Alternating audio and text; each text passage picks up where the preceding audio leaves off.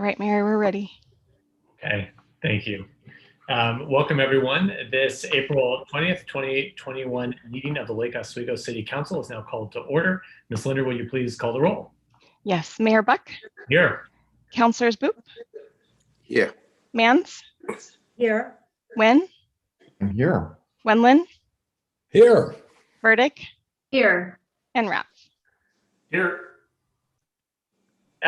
Before we begin, I'd just like to recognize that just over or about an hour ago, the judge read the jury verdict in the murder trial of George Floyd. This is a very significant event for many people in our community and across the country. And may it commence a process of peace and healing across our nation. And with that, Councilor Mbouk, will you please lead us in the pledge? I pledge allegiance to the flag of the United States of America and to the republic for which it stands, one nation under God, indivisible, with liberty and justice for all. Thank you, Councilor. Okay, so first up is public comment, and we have a couple of folks here to join us. And first, I believe we have Ms. Stephanie Wagner. Ms. Wagner, are you here? Welcome.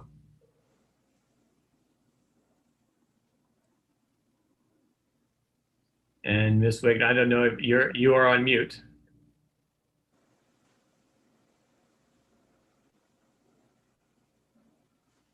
Ms.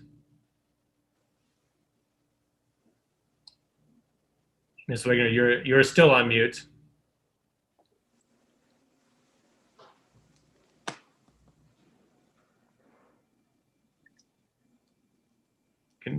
Are we able to unmute her? Just a message to unmute.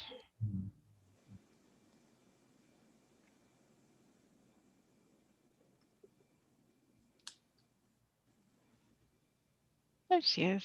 Oh, good. I'm sorry, I think when you were asking me to unmute, I'd been kicked out and was being put back into the meeting, so I didn't get the instruction that you were talking to me. Glad to have you here. Thank you. Welcome. Please go ahead. So I think I just want to thank you for the opportunity today to submit my feelings about the new Stafford Hamlet Community Vision Plan, which I know that you're going to be looking at in a study session today. So that vision defines a Stafford area that is a unique rural landscape, and that rural character deserves to be preserved in the area, particularly in the face of really potentially heavy development. And one of the things that particularly interests me in the area is that potential for small scale agriculture. We have very few places close to our community where we can do the sort of gardening that adds to resilience in our community through having food production that is very close to home. So being able to have that opportunity right in our area is definitely something that should be kept in consideration, as well as the importance of areas like that in carbon sequestration. So soils can actually hold a great deal of carbon when they are maintained in a healthy way. As a matter of fact, we're kicking off the Soil Your Undies program to get people throughout our community now to start thinking about how we protect soils, but to have large areas of soils that actually can be carbon sinks so close to our community would really be a huge benefit. Good, healthy soils are also very important in maintaining healthy water. And when you end up with a great deal of development, the whole function of the way water works in a system is damaged by the increase in impervious surfaces.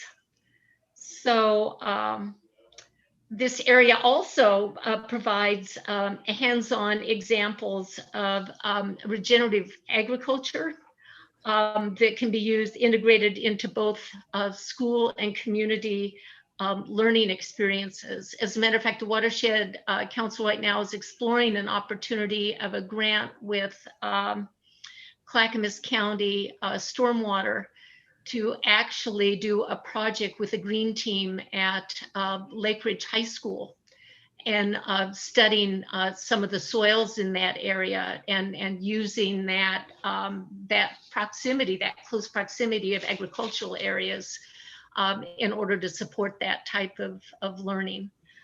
So with that, just very briefly, I urge you to support the new community vision for the Stafford area, and would be happy if you have to answer any questions if you have any.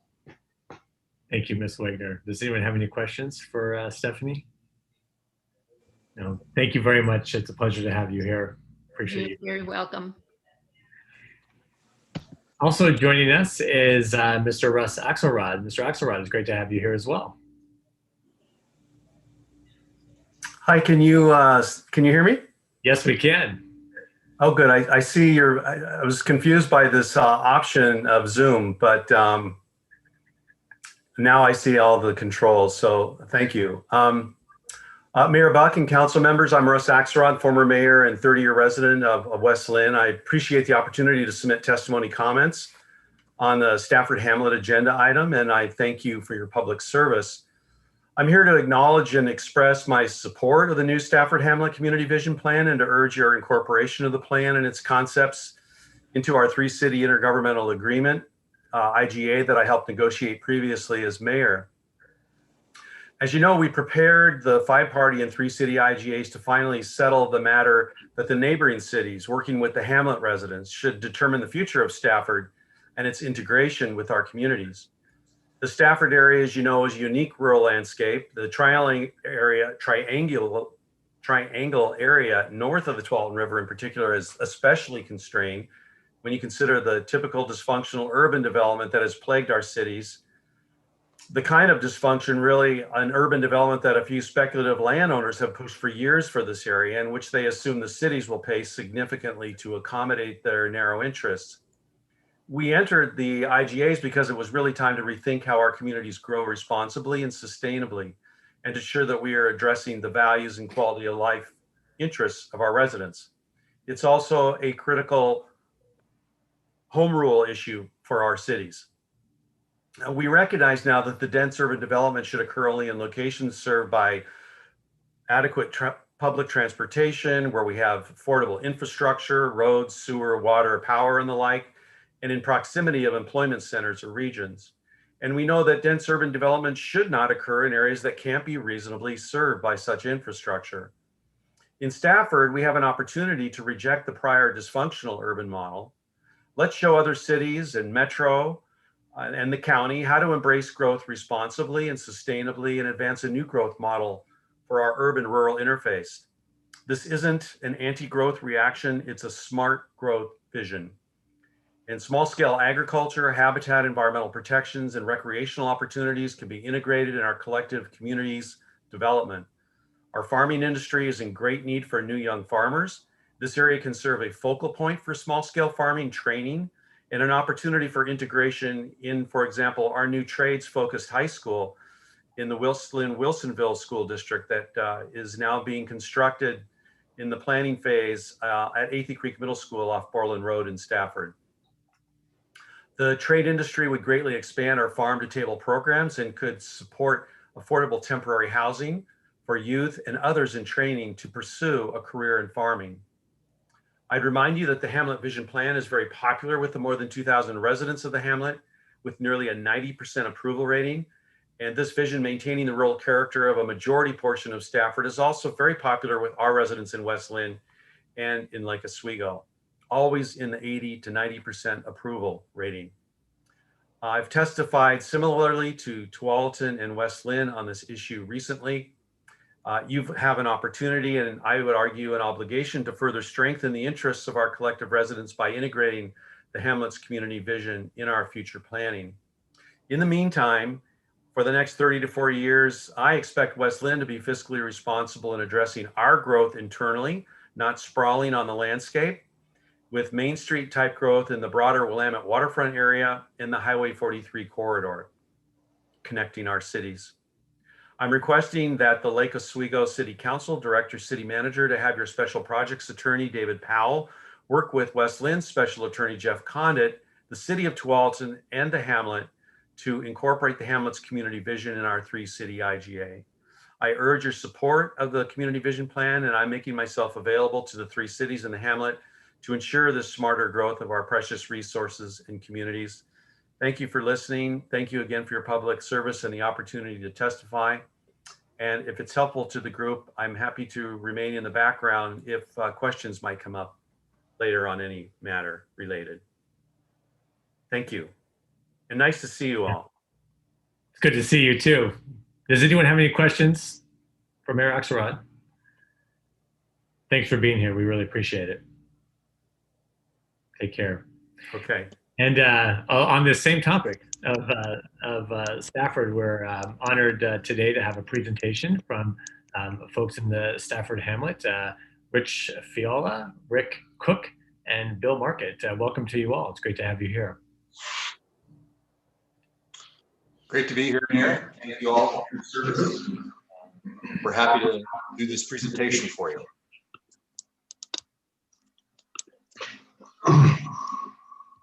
We, Rich Fiala and myself, Bill Mart, are here from the Stafford Hamlet to share with you the Hamlet's vision. Thanks for this opportunity. We hope that you can both embrace and facilitate what we will propose. We met with the Tualatin City Council last week and West Lynn yesterday, and so you're the final step, and hopefully another piece will fall in place once we're completed here and you have a chance to ask us questions. Next slide. The Stafford Hamlet timeline and what you see in front of you is basically our agenda for today. Is a brief history of 3 slides. We'll follow that up with the updated community vision plan. From there, we'll go to the 3-party intergovernmental agreement amendment request. Supporting facts and data will be next, review and conclusions, and then some time for questions and answers. Rich? So any of you that have sat down with us out here at the farm before know that I can talk about the history quite well and at length, and I'll try to keep it brief for you. We start off today with a document that was pointed out to us just recently, and it's from 1993, and it's a joint statement of position which was created by the Stafford Area Task Force and signed by 9 representatives of our communities way back when. And what was very powerful to me, as you all know, we are intimately involved in our process out here, is the same conclusions that were reached back then are very much the same thing that everybody has decided on today. Some of those you see in our new community vision plan. If you haven't read it already, we'll be reading it to you shortly. But one of the big things was that they pointed out that it should be planned for agricultural uses and practices. Next slide, please. Next slide, please. Thank you. So, timeline.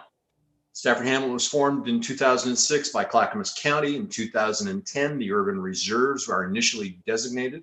Later that year, West Lynn and Tualatin contest the metro areas 4A through 4D designation as urban reserves, and it took until 14 for the LCDC to remand that back to Clackamas County and Metro to review and try to come up with a fix for the problems that existed.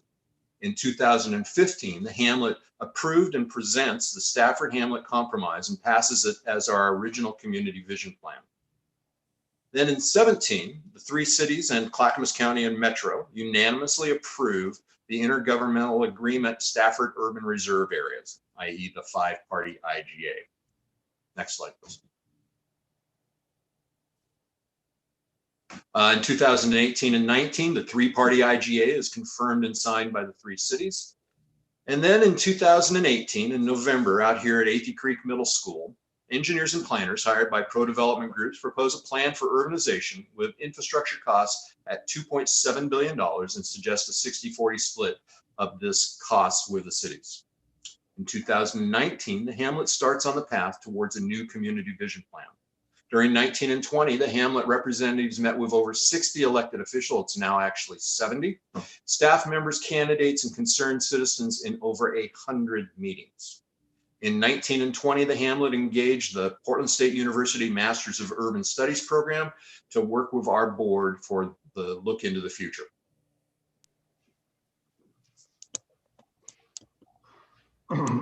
We were asked by the surrounding cities to identify what the Hamlet envisions for our future.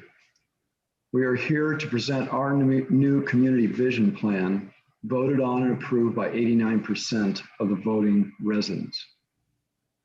This took place online, which was unique for us, and it also included a vote on our CPO and Hamlet board members. Our revised CVP, entailing countless hours of thought and research, does not include a plan for urbanization. Instead, we envision a future that all the communities can embrace, our community vision plan. So the Stafford Hamlet Community Vision Plan embraces Stafford Hamlet's uniqueness in a way that works within the current urban reserves designation while preserving the character of the hamlet. We will work to encourage conservation partnerships that protect open spaces and forest land, expand and enhance wildlife and riparian corridors, and explore ways to encourage and promote active agriculture. Our goals will target residents' wishes to enact best practices that safeguard clean air and groundwater, maintain our secure and serene environment, minimize additional traffic and infrastructure impacts, educate regional communities and hamlet members about the area's heritage, importance, and potential, and expand small farm possibilities. Essentially what we're talking about here is a ag conservation format for the area. Again, 89% approval rating by the voters.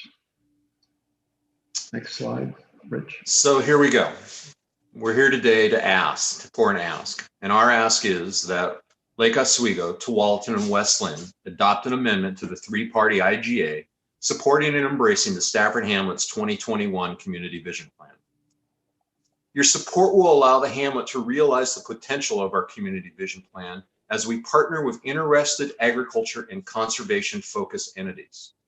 Together, we will realize the possibilities of our joint endeavor and energize our community with this shared vision.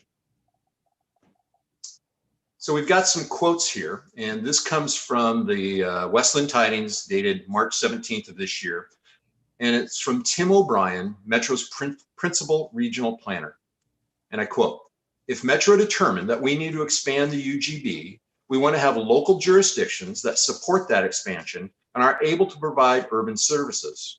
He also said, "Metro, which administers growth in the region, isn't especially worried about a potential proliferation of easements. The government is more focused on adding housing within the existing boundary than expanding outward."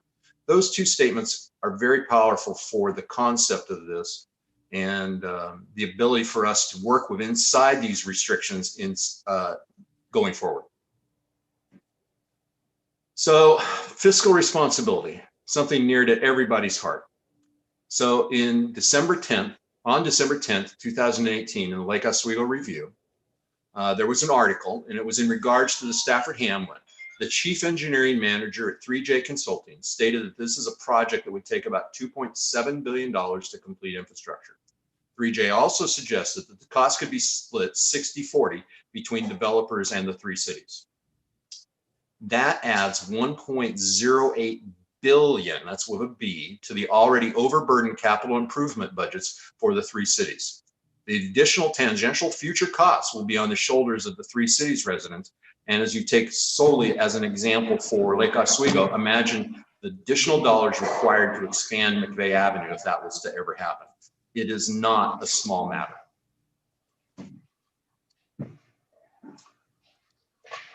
June 2020, Clackamas County Climate Action Plan inspires the idea for the area to utilize the region carbon sequestration zone.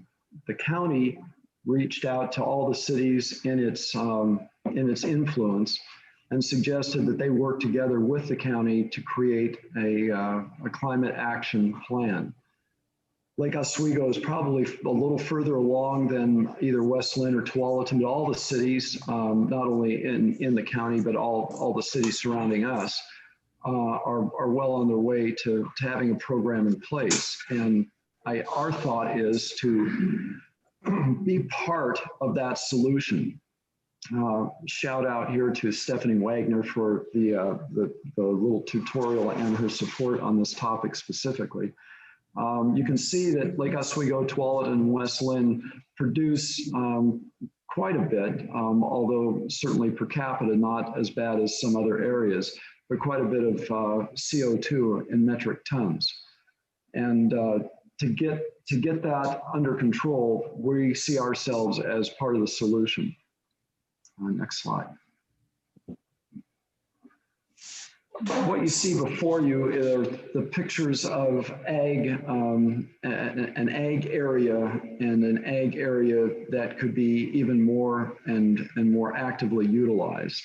The picture really sets the tone for what we're proposing. We envision a rural-urban interface through the use of conservation easements, property purchases, and leases that will allow the implementation of active agriculture. Through this plan, the huge fiscal and related infrastructure costs associated with urbanization can be avoided. The Hamlet and surrounding cities residents, Lake Oswego, for example, could avoid the resulting tax increases that would come with this. Following the CVP could initiate a safe, secure, environmentally sound local food source for the region while protecting watersheds, wildlife, and open space for a sustainable lifestyle. Next. So in conclusion, we see the proposed amendment as a positive opportunity for our residents, and we hope you see the same for your citizens. The uniqueness of the area can be retained. With your help, enhance agriculture to provide a local food source, a buffer that will help slow climate issues facing us, and finally provide an area the three cities residents can embrace nature are all possible. We'd like at this point to recognize the Stafford Hamlet involved citizens who have, through a focused effort over the last 30 years, brought us to this moment. We'd also like to recognize the support over that same time period of the three cities. Lake Oswego's leadership has been essential to getting us to this point. We are here to answer any questions this proposal may have generated. And speaking for the Hamlet, Rich and I'd like to thank you for your time. Thanks very much. Thank you very much, gentlemen. Does anyone have any questions? Okay. Well, we really appreciate, Councilor Winland. So I defer to Attorney Boone. Does this change anything? I mean, can we do this to the 3-party agreement or the 5-party agreement, or? Well, yeah, I certainly would want to look at it because I need to I haven't studied, of course, what the amendment does, whether it implements it, whether it becomes a land use decision. So I guess I'd suggest the council sort of like take it under advisement, and I'll get back to you on what the implications of it are. Okay, thank you. Rich.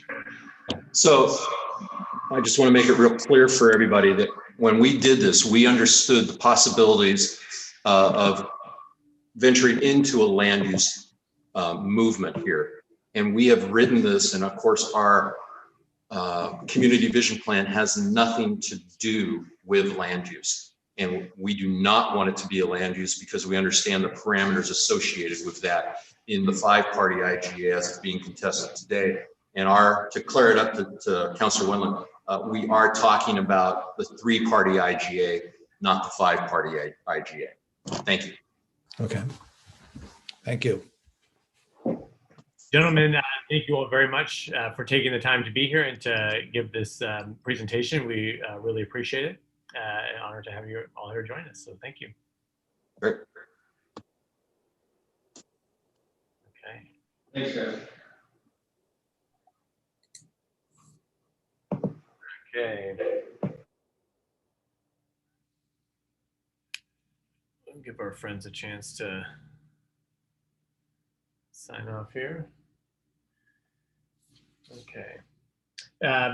Next on the agenda, we have a series of study sessions. The first of which is a pavement management program update. Hey, Joe, Rachel has a question. Councilor. Thanks, Aaron. Mayor, I was just wondering if we want to move forward and look into this, what would be the next steps? Do we ask Evan to kind of check that out, or what? Help me out here. Let me, the 3 city managers of the 3 cities have been in pretty frequent communication about Stafford. So let me check in with my counterparts about Westland and Tualatin. I would guess, just so you know, Councilor, based on prior discussions with the 3 cities, that all 3 cities are in different political places when it comes to this proposal. So there may not be a pathway to amend the 3-party IGA because not all 3 parties may agree. So let me find that out first. Okay, that would be great. I would like to at least investigate and learn more. I'll talk to them and find out what they say. But I would guess that both Tualatin and Westland are in different places from one another based on my past experience with Stafford. Okay. And I would just suggest that sometime future council meetings, well, that maybe we have a tutorial to get everybody up to speed with what this whole concept is, and because there's a lot of background to it, there's a lot of different sides to it, and it's complex because we're dealing with 2 other cities, and then also with the county, and then also with Metro. So it's a complex issue, but anyway, I would just suggest that into the future sometime. Thank you, Councilor Willett. Okay. Back onto the agenda. Our first study session is a pavement management program update. Joining us, we have Mr. Brodus and Director Rooney to present on this. So welcome to the meeting. Good to have you both here. Hi, Mayor and Councilors. Thank you so much for having me. My name is Stefan Brodus. I am the Assistant City Engineer for the City of Lake Oswego.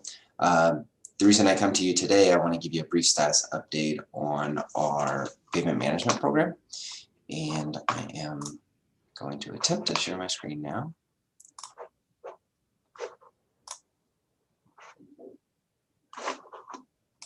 Okay, so I wanted to start this presentation with a quick history of the program. So once we go over a little bit about the background, I can then spend a few minutes with an overview on pavement science and some of the strategies that we use for an efficient pavement management approach. Next, I want to show that the extent of the work that has been done to date, how much that has cost, and what the outcomes have been. And then I'll finish up by listing the remaining tasks that we have in the last few years of the program. So in 2016, the city completed a pavement assessment where we objectively graded the condition of every street the city is responsible for maintaining. In this rating, you may know this as the Pavement Condition Index, or the PCI. And in 2016, this was about the 4th one, the 4th iteration of that evaluation that the city had performed. And then following that 2016 assessment, the city established a PCI goal, and that scale is on a 0 to 100. We established a goal of 70 by the year 2021. And so that same year in 2017, the engineering department began forming our pavement management program that we have today. And in 2018, began delivering the projects that were conceived under that program. 2019, we updated that pavement condition index evaluation, again, every 3-year cycle. And we have another iteration of that planned next year in 2022. I mentioned we had a pavement management team that we began building in 2017. I want to give just a brief overview of what that team looks like. At the top of this team org chart, we have the city itself, and we have a handful of staff members that have various different roles in the program. Our lead consultant is Murray Smith, and they occupy the role of primary consultant, primary civil engineer, responsible with crafting our construction plans that end up going out to bid. But they also have a team of sub-consultants that they use for, and I have them listed down here, for public outreach, quality control, geotechnical analysis, as well as professional surveying. And the one I wanted to dive into in a little bit more detail is our public outreach sub-consultant, which this program, if you've seen it over the last few years, will often have several moving pieces at the same time, several different construction crews in various parts of the city working on different tasks. And that level, the level of communication that's required in order to inform citizens a couple of different times. So a few months before the work starts, and then a little bit later on, a few weeks before it starts, maybe with some physical signs out on the street. And then again, a few days before the work is actually in front of the citizen's front door. All of these methods of communication, very effort intensive, but it's also at the same time very much critically required in order to minimize our impact that we have on the community while we're doing this construction. And so I just wanted to go into a brief description of that role of the sub-consultant, because I think it's one of our critical components and also has led to a lot of our success. Okay, next I wanted to, like I said, go into a little bit of our pavement science and our strategies that we use in order to lead an efficient program. We have essentially two major types of pavement treatments that we utilize here at the city. The first of which is, that I'm going to describe at least, is preventative maintenance, which these are methods applied to the existing surface, and they are applicable on roads that are actually in pretty good condition already. And so that's one of the questions that we get sometimes is, why are you focusing on this road and not some other road when that road's perfectly fine? It's true that that road is in pretty good condition, and we use these preventative maintenance techniques in order to keep it in that pretty good condition for longer, essentially. These are very cost-effective methods. However, a lot of times they do require an additional level of coordination, just because the road will be completely closed for several hours in order for the products to cure. And so a common approach for this preventative maintenance will be a road, like I said, at the big picture, the road's in pretty good condition. It may have one or two isolated points of failure. We will come in and do a spot repair in those few areas, dig those areas out, completely replace them, follow that up with sealing of the cracks, both from the spot repair that we just created, as well as other major cracks that have formed in the pavement elsewhere. And then after those first two steps, we'll come behind that and completely slurry seal the entire width of the road. So that's it. It's best described as just kind of looks like painting the road, and it does a good job of sealing the surface in order to prevent water intrusion and other types of things that could cause the pavement to degrade from there. The second major category of pavement treatment that we use is lumped under this single term of rehabilitation. And we include anything that physically modifies the surface of the road. And this can include more minor rehabilitation, which could be an overlay, a thin overlay of asphalt on top of the existing asphalt. Sometimes that's appropriate. It can also include removing a thin layer of asphalt and then replacing that same thickness with new asphalt.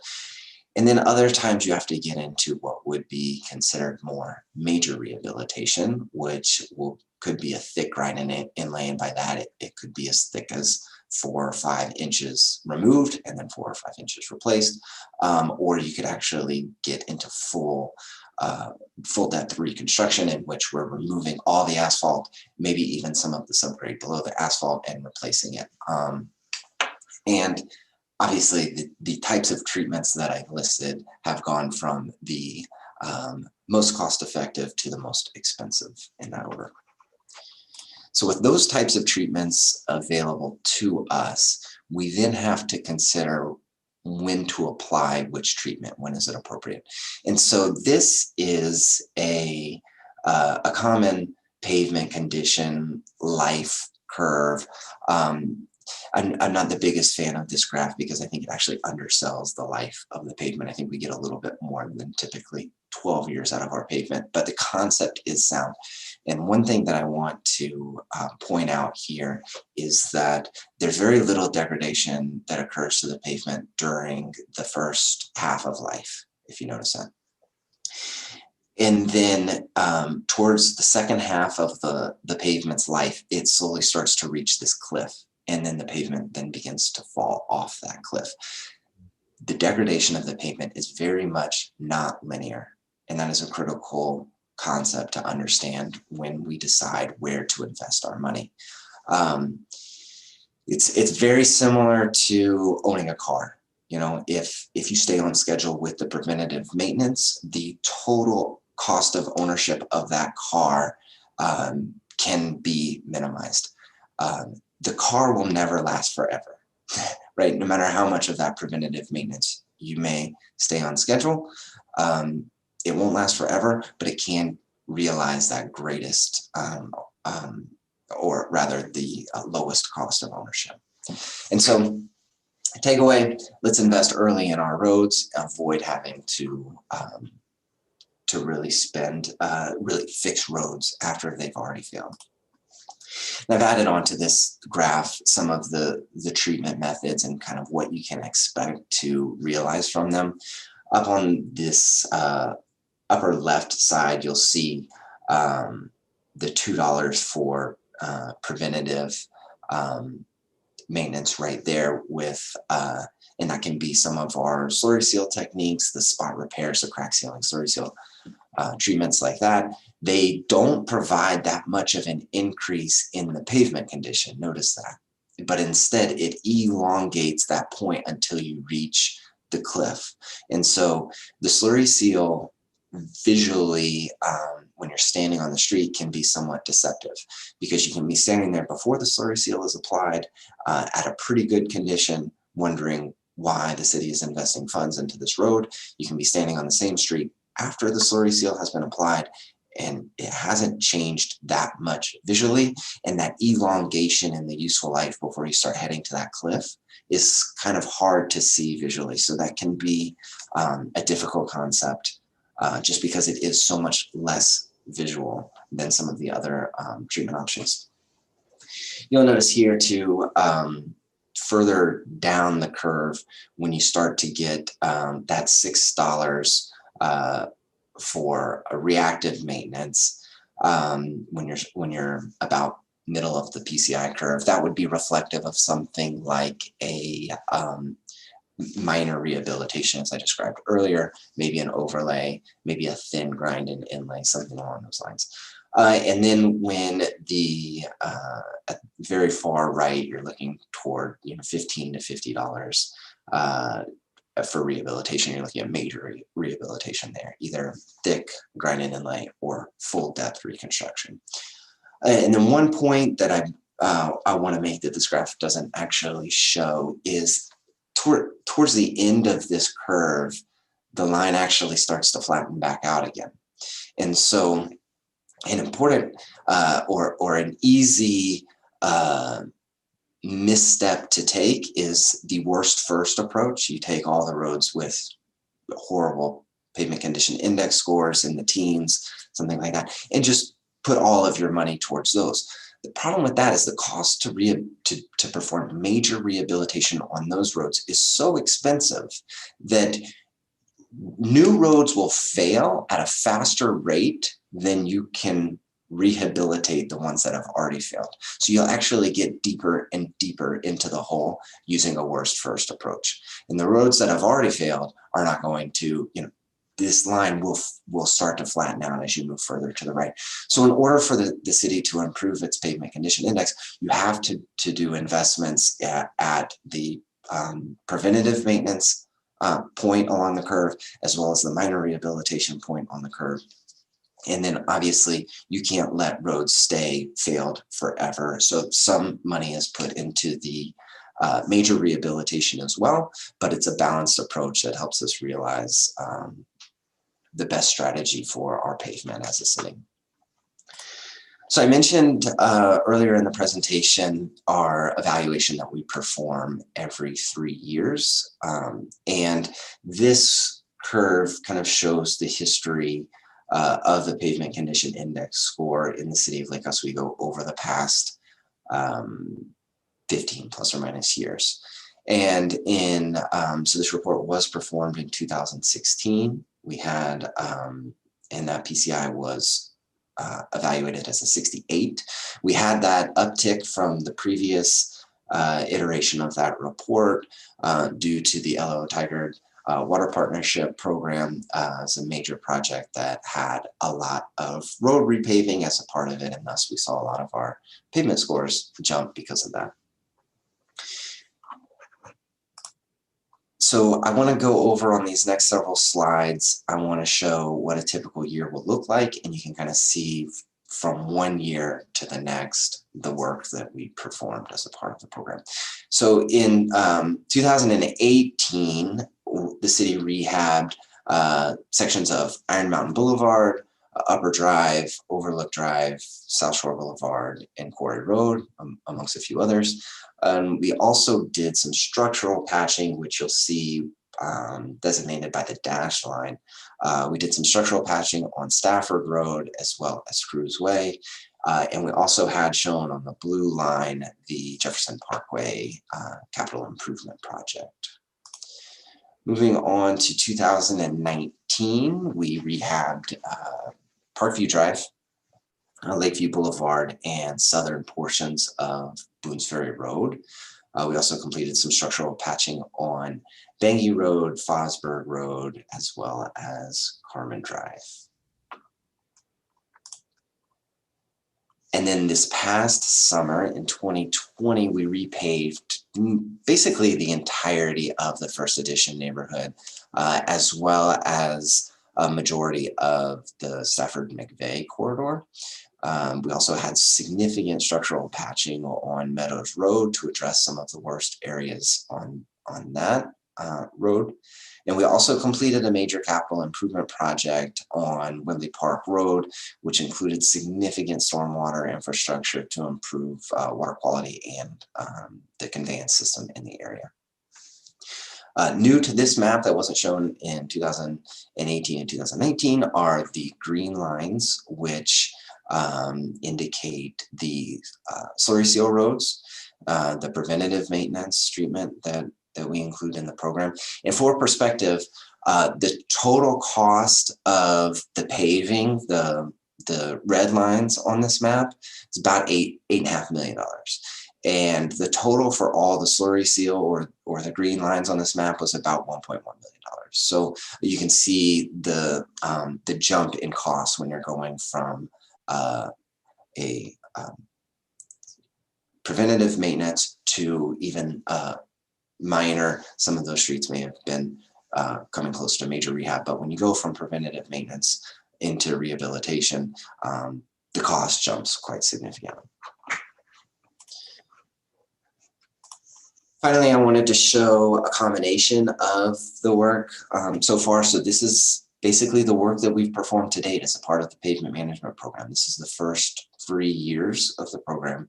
It includes a lot of rehabilitation, quite a bit of slurry seal, and then the 2 capital improvement projects on Jefferson Parkway and on Wembley Park Road. So that's what we've done, and this is the cost. So for the paving, in the map that I just showed you, the paving cost to date is about $27 million. and we have 2 years left on the program.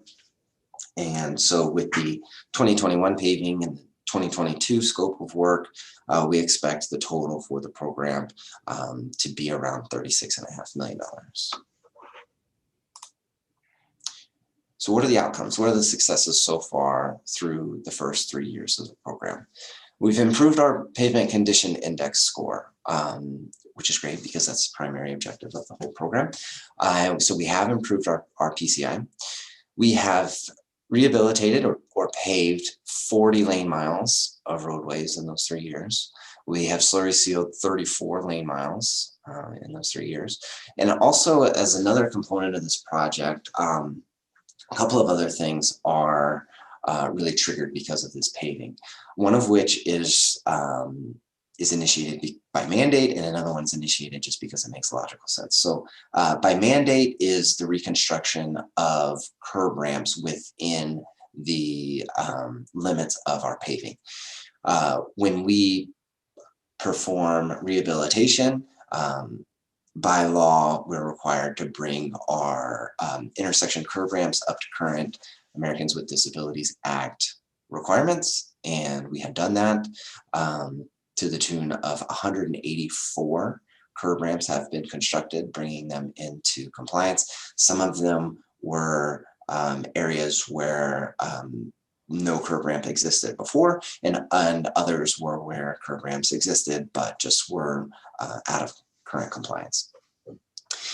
The other item on here that's kind of ancillary to the paving, but an improvement just worth mentioning is 208 storm catch basins have been installed. So a lot of these, a majority of these are areas where a storm basin previously existed and was just nearing the end of useful life. And in keeping with the city's Dig Once policy that we have, where we try to time our utility upgrades so that we avoid cutting into asphalt shortly after we pave, we have been replacing these aging or failing stormwater catch basins when they're in our paving limits, and we have done 208 of those to date.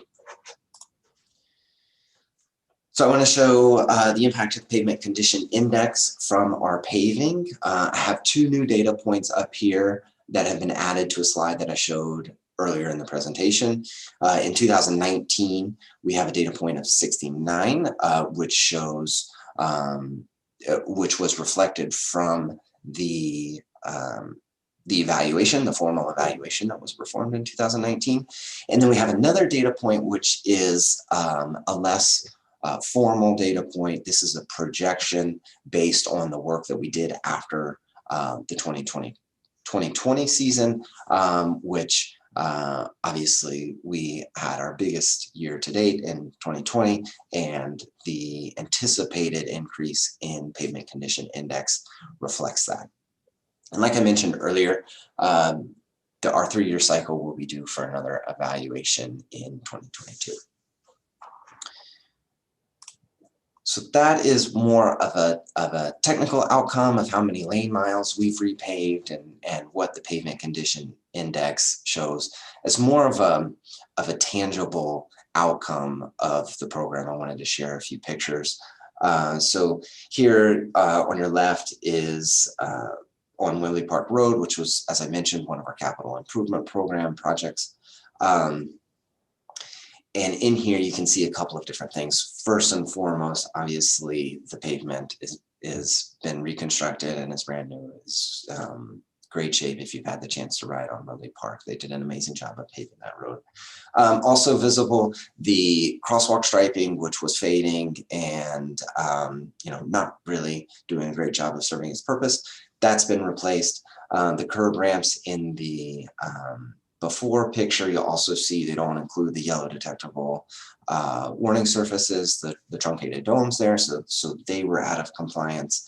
And also the grades of those ramps were really above what would be tolerated for wheelchair access to go on those. So a couple of different improvements there in that picture.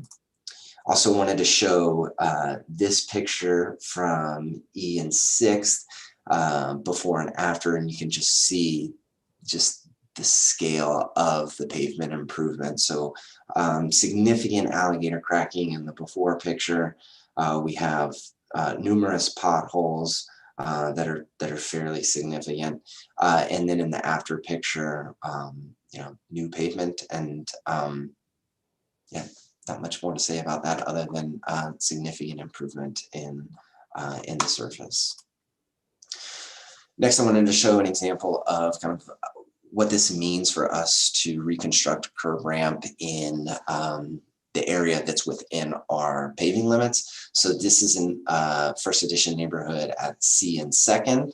And you can see in the before picture, the sidewalk just comes up to the curb and just stops. And that was common practice when they were built, but not really compatible with today's expectations. And so as a part of the paving, like I said, we came in, demoed the existing sidewalk that led up to the curb and installed these new ADA compliant curb ramps. And then finally, this picture shows an example of some of the upgraded storm improvements, the catch basins that we've been including in the projects. This is brand new concrete catch basin with a paved apron up to it. So not only will it restore this useful life that was about to be lost with the previous existing one, we also have been paving up to it with these asphalt aprons in order to reduce the sedimentation that goes into these, reducing our maintenance demand, and also improving the water quality that goes into these structures. So next steps. So like I mentioned before, we have 2 years remaining on this program, the 2021 paving season and then the 2022 paving season. For the 2021 paving season, bids were actually due right before this council meeting, and we had good results. So I will be crafting an agenda item for you 2 weeks from today in order to get that construction contract approved. And then around the same time next year, be doing the same thing. So the work planned for this summer is a handful of rehabilitation and some structural patching. So the segments that will be paved include Melrose Road, Bryant Road, Overlook Drive, and the Lakeshore Road Loop. And then some of the major structural patching will be on Goodall Road, Sunny Hill Drive, and the Boone's Ferry Country Club intersection has a couple of major issues that we can address with structural patching. As far as 2022 goes, we don't know what the scope is going to be yet. Our planning process will start here in the next couple of months, and we'll get a better idea of looking at needs and traffic volumes, pavement condition index. We'll look at what other types of utility projects that we have planned in order to sequence those properly. And so that process will start here soon, but we will be finalized probably around the end of this year, maybe early next year. And that has a similar budget to this year. So the scope should be about along the same scale as 2021. And with that, I wrap up my presentation and would be happy to answer any questions that you may have. Thank you. Thank you, Mr. Broadus. Great presentation. When I look at the budget and I see the 17 capital outlay for the 1921 biennium is 17.39 million. Is that all this program, or is that this program and other street programs? I'm talking about capital outlay for streets. That's is this program, and there's other projects in that as well. I'm sorry, I don't have that budget in front of me right now, but it's not just the capital outlay in the proposed budget. It's not just this program. Okay. And then do you, does the department know, when we come to 2022 and we've wrapped up this increase that we were able to use the the transportation measure funds. We were, those funds we were able to bond on. When those are exhausted and we've reached this PCI level, what level of annual maintenance will be required to, as we go forward to? Yeah, that's a great question. So when the program ends, we don't plan to just stop paving roads, obviously, because it's never done, right? And as soon as you stop paving, you'll see the pavement condition curve start to drop accordingly. So while the program is ending and that level of investment may not be continued, we plan to continue to make moderate size investments in paving much along the same lines as we're doing today. So it'll probably look a little bit different. Our existing contract, the team that we're using, that won't be in place anymore. We may approach it in a similar manner, but we would need to re-advertise for that to continue it, or we may take it in a different approach. But our intent, at least in the engineering department, is to continue making some level of investment in paving specific projects even after this program is completed. But the amount of annual expenditure required, we don't know yet. Well, that's it's the question depends on the answer to the question of what are you hoping to achieve. If it's just trying to stay static, then that demands a certain level of investment. If you're trying to continue to make improvements, that obviously demands a higher level of investment. So it's there's a multitude of answers there depending on what the objective is. I mean, do we know any of the answers?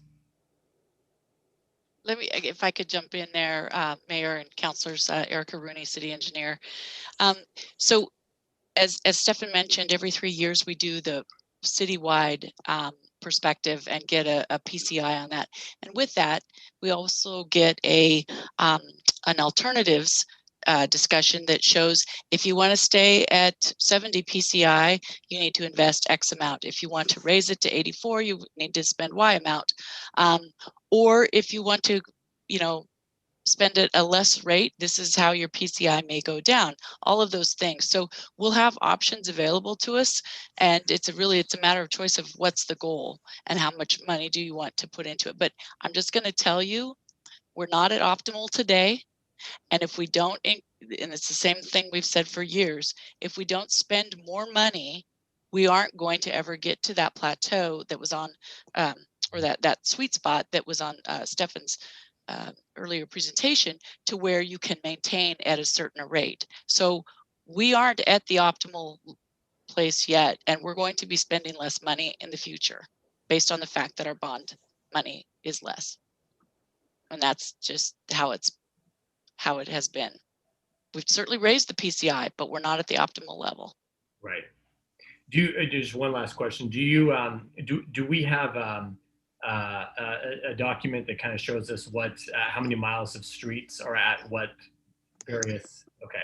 Yes, that's in our every 3 years. We do that documentation and we bring that to council. The last one was 2019, and we'd be happy to share that or send a link to anybody who would like to see that again. It's in the executive summary part. It's pretty easy to find in the first pages. You don't need to read all 150. And then we'll do the exact same thing again. And it'd be spring of 2022, I believe, correct, Stefan, is when we do it again? Yeah, 2019. So yes, we do have that. We have X amount of miles, X amount of arterials are at this PCI, X amount of neighborhood collectors at this PCI. We have that breakdown. Okay. Thank you. We'll send it to you. And what PCI kind of corresponds to the cliff?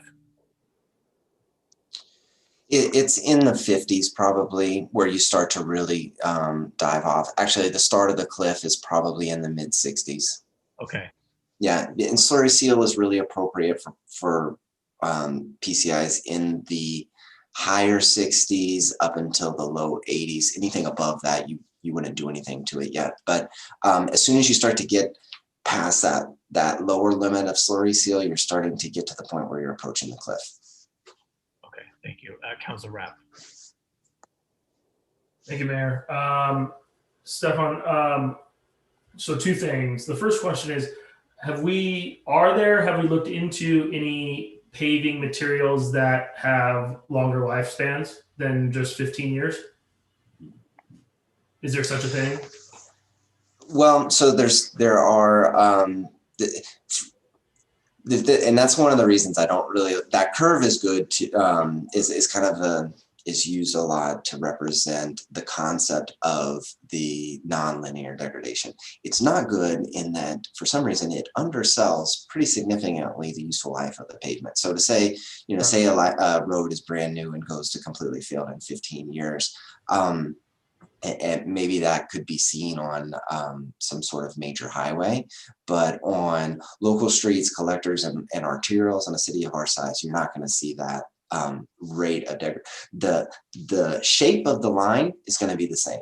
It's the time in which it takes. So I think you could probably multiply that graph by 1.5 or even 2 times to get the actual. We would expect to see 20 to 30 years.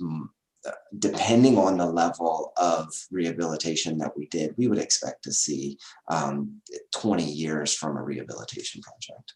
And okay, so back to the original question was, are there any other materials that could be used that could extend that even further that we haven't thought about or haven't invested in? I've seen some other materials before. I know, you know, concrete roads was trying to make a big comeback here a few years ago.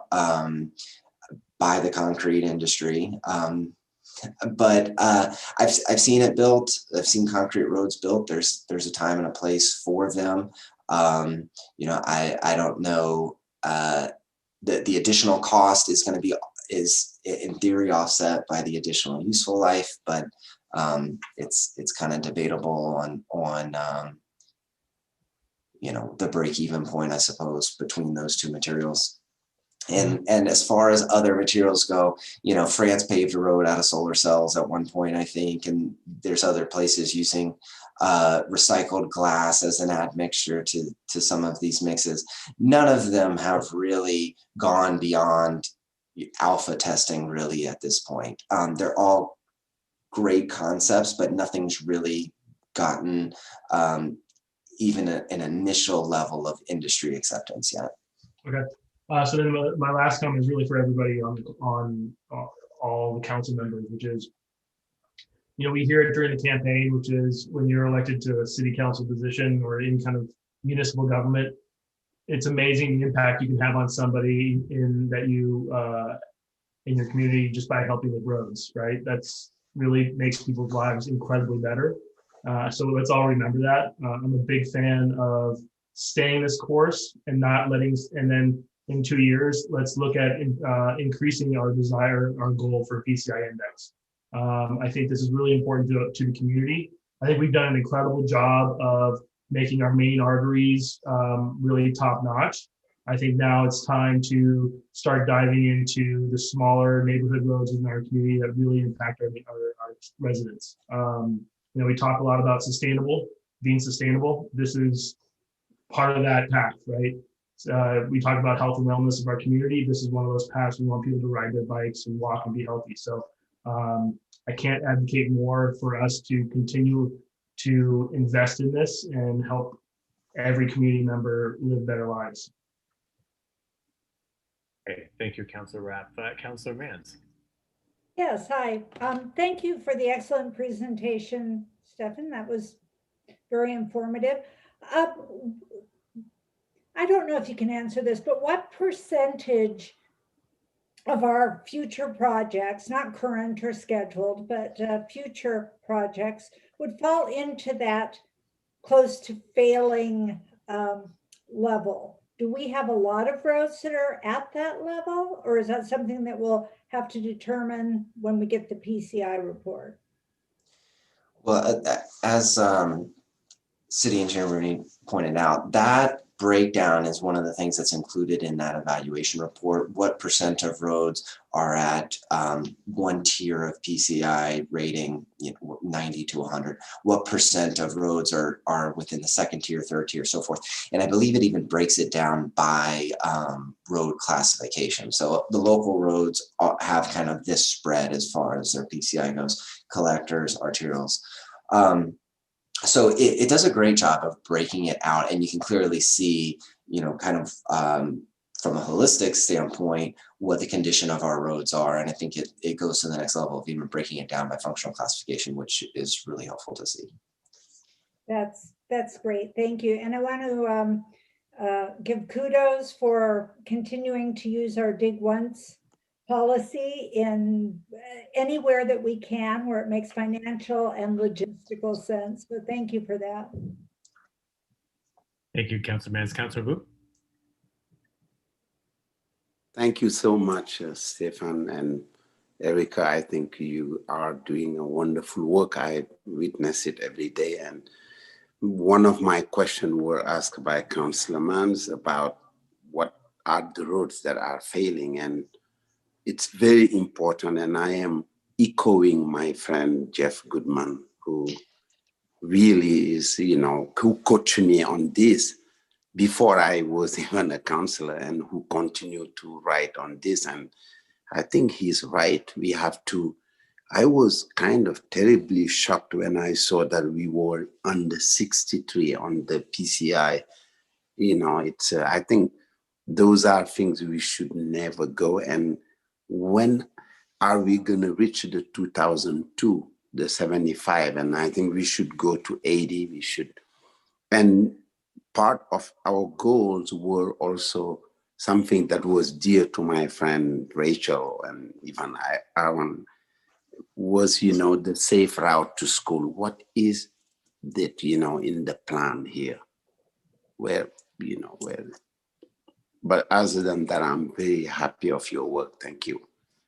Yeah. So. Thank you, Councilor Mbupe. Councilor Nguyen.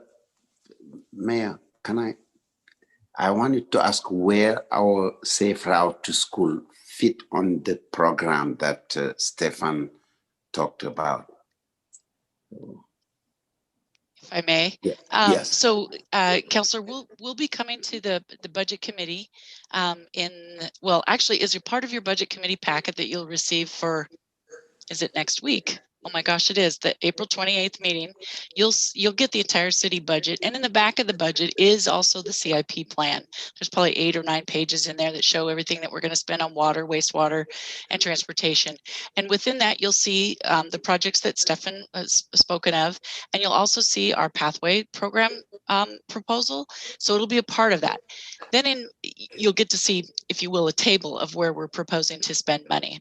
And there are safe routes to school projects in that proposal. And then on May 5th, when we do the third budget committee meeting, we'll present the CIP packet as a whole. Stefan and I will be there to talk about all the components of it. And the transportation component does have multiple facets to it. It has the pathways, it has paving, it has intersections, new signal at Jean and Pilkington, it has ADA ramps, things like that. So it'll be the whole, as I like to call it, the whole menagerie of transportation issues that are out there that we need to address. And we use those same street fund monies to go to all of those things. So we'll break that down for you a little bit better, and you will see that very soon as it comes to you in the budget proposals. Thank you. Yeah. Thank you. Thank you. Councilor Nguyen. Yes, thank you. Thank you, Ms. Rodas, for the presentation. I just had a quick question in regards to studded tires. How much does the studded tires deteriorate our roads? Is it, I know it's between November 1st and March 31st is when we're allowed to have them, but certainly on freeways it may cause a lot of damage, but how much do you think that impacts our residential and kind of our city streets here? Well, I don't have anything other than anecdotal. I know that the studded tires are a significant impact on the condition of the roads. And that's a factor of the traffic volume and the types of vehicles that are that are using them and the speed at which they're traveling. So I don't have data points that would say that it decreases the life by a certain percentage or by a certain PCI score, but studded tires are a significant damaging factor towards roads. Yes, absolutely. Yeah, I think maybe on a a question for later, maybe to consider, as we're trying to preserve the roads that we have and make sure that they last longer. I think we should also consider, things that we can do, in our behavior to, if we really don't need to have the studded tires, consider maybe limiting their use to when it's absolutely necessary. I know that people like the extra security of having it, but it causes a lot of damage to our roads, and so something to consider. Thank you, Councilor Wynn. Councilor Winland. Well, I join the crowd and thank you for all your work. And I wanted to thank you. I think I've talked to probably 30 people in first edition that thought that they hit the lottery from this last summer's work. I mean, I don't know, had we ever paved first edition? I don't think. Not in most of our lifetimes, I don't think. Yeah, not most of our lifetimes. So anyway, as long as I think every citizen, to Councilor Rapp's comments, they are so happy when there's paving, and you just get such joy. And I know it's a, it should be something that's always taken care of, but I'm a big proponent for continuing our progress. My question is on like the curb ramp type things and the new, whatever the wastewater, the swells or whatever that you have to do. Stormwater. Mm-hmm. The stormwater, is that like a huge ticket item that you have to do? Is that there was 184 ramps or whatever. I don't remember how many. Are those, I'm not saying we are not doing them, but just to put into perspective, when we go and break out the components, is that a significant cost when we have to do those other two components besides just paving? Yes, absolutely. I was going to see if I could pull up the cost here from this past year. I may not be able to quickly enough. Let's see if I can stall and talk slowly enough. Well, he's looking. I will give you the anecdotal answer. Yes, it has increased our costs, both in design time, because ADA ramps in particular are extremely complicated, believe it or not. There's a very low tolerance in the design and the construction. So those have added to the design phase and to the construction phase to have to add those. So the days of just go pave the street aren't anymore.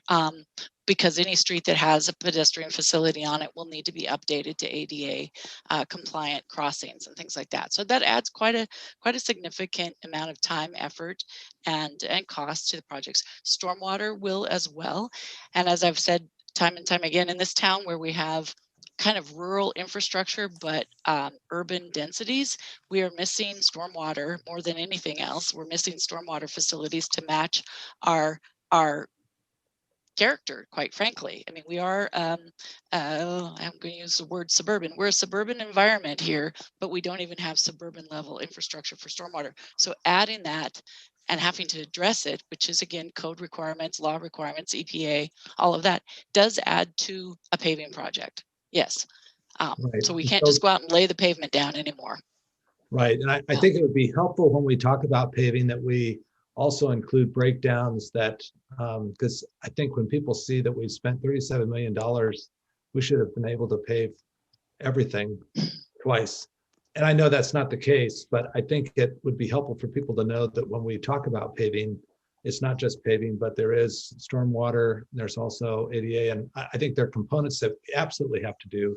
But just from when you look at just, like you said, in the old days, let's just pave the roads. And that's all we did was pave or slurry. And when we get the costs, I think it was very significant on your charts, Stephen, that when you showed it was $2 and $6, then $50 when you have to repair at various stages.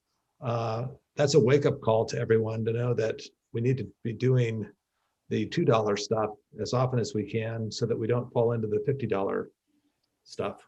And I don't know, $50 per square foot, or if that's $50 per yard or whatever it is, but that's a significant increase in time. And so I just think from a communication standpoint, we need to include that and make sure everyone's aware of it's not just paving anymore. So. And one of the things, you know, to take into consideration, possibly for conversation in the future, is the fact that when we started the street maintenance fee back in the 90s, I think it was the 90s, I wasn't here, but there were not these other components associated with it. So the fees were based on what would it take to maintain our paving and our road system. And so they were based on a smaller scope, if you will, and that scope has changed quite a bit. So the street maintenance fee does not keep up with the maintenance of our road system. And hence we have contributions from the general fund that are pretty significant. We talked about that, I think, last July, and I can certainly bring it up again, how significant that $3 million infusion from the general fund is every year, because we wouldn't be able to do as much as we are right now with paving without that. So that's how we've supplemented the pavement needs, is by having the general fund participate in that. Yeah. Stefan, were you able to find something? Yeah. Thank you for stalling. for stalling for me. So just for some perspective, last summer, 2020, we spent about $7 million and change on rehabilitation. So that does not include the slurry, just rehabilitation, about $7 million. Of that, about 400,000 and change was on curb ramps. And of that 7 million, about 200,000 was on storm inlets. So fairly significant percentage of the work. And I think it also kind of speaks to, the curve where we're talking about investing early is the most cost-effective approach. Typically, we speak to that, meaning that what you have to do to the pavement is more cost-effective at that point of the curve than it will be later. But it also speaks to, when we slurry roads, we don't replace the catch basins and we don't upgrade the curb inlets. So that's another reason. Now, those are both beneficial things, but they do make your paving dollar go less far by including them in the scope of work. So something to keep in mind, and really speaks to just how valuable the preventative maintenance component is to the program. Great. Thank you very much. Councilor Burdick. Thank you, Mayor, and thank you for this great presentation and all the information. It's very useful. My question is, how long can you kind of expand the life of your road? Because at a certain point, I think you've mentioned that it does have to be replaced. So how many times if you keep up on the slurry, how many times do you have to slurry and how much life do you get? Sure, yeah, that's a great question. I think you can slurry several times, slurry the same street several times, but there is a diminishing margin of return. And so the road will see a small boost in the pavement condition index, expand or slow the rate of degradation, but eventually the cracks are just going to get to the point eventually where they're no longer a candidate for slurry seal. And you've won at that point by extending the life that long, but there's only so much you're going to get out of it before you eventually have to rehabilitate the road.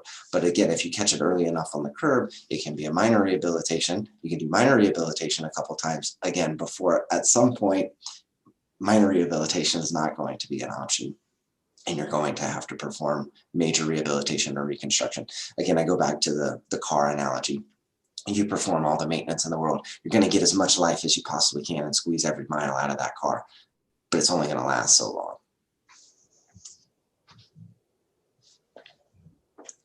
Thank you, Councilor Burdick. Does anyone else have anything further before we conclude this presentation? Okay.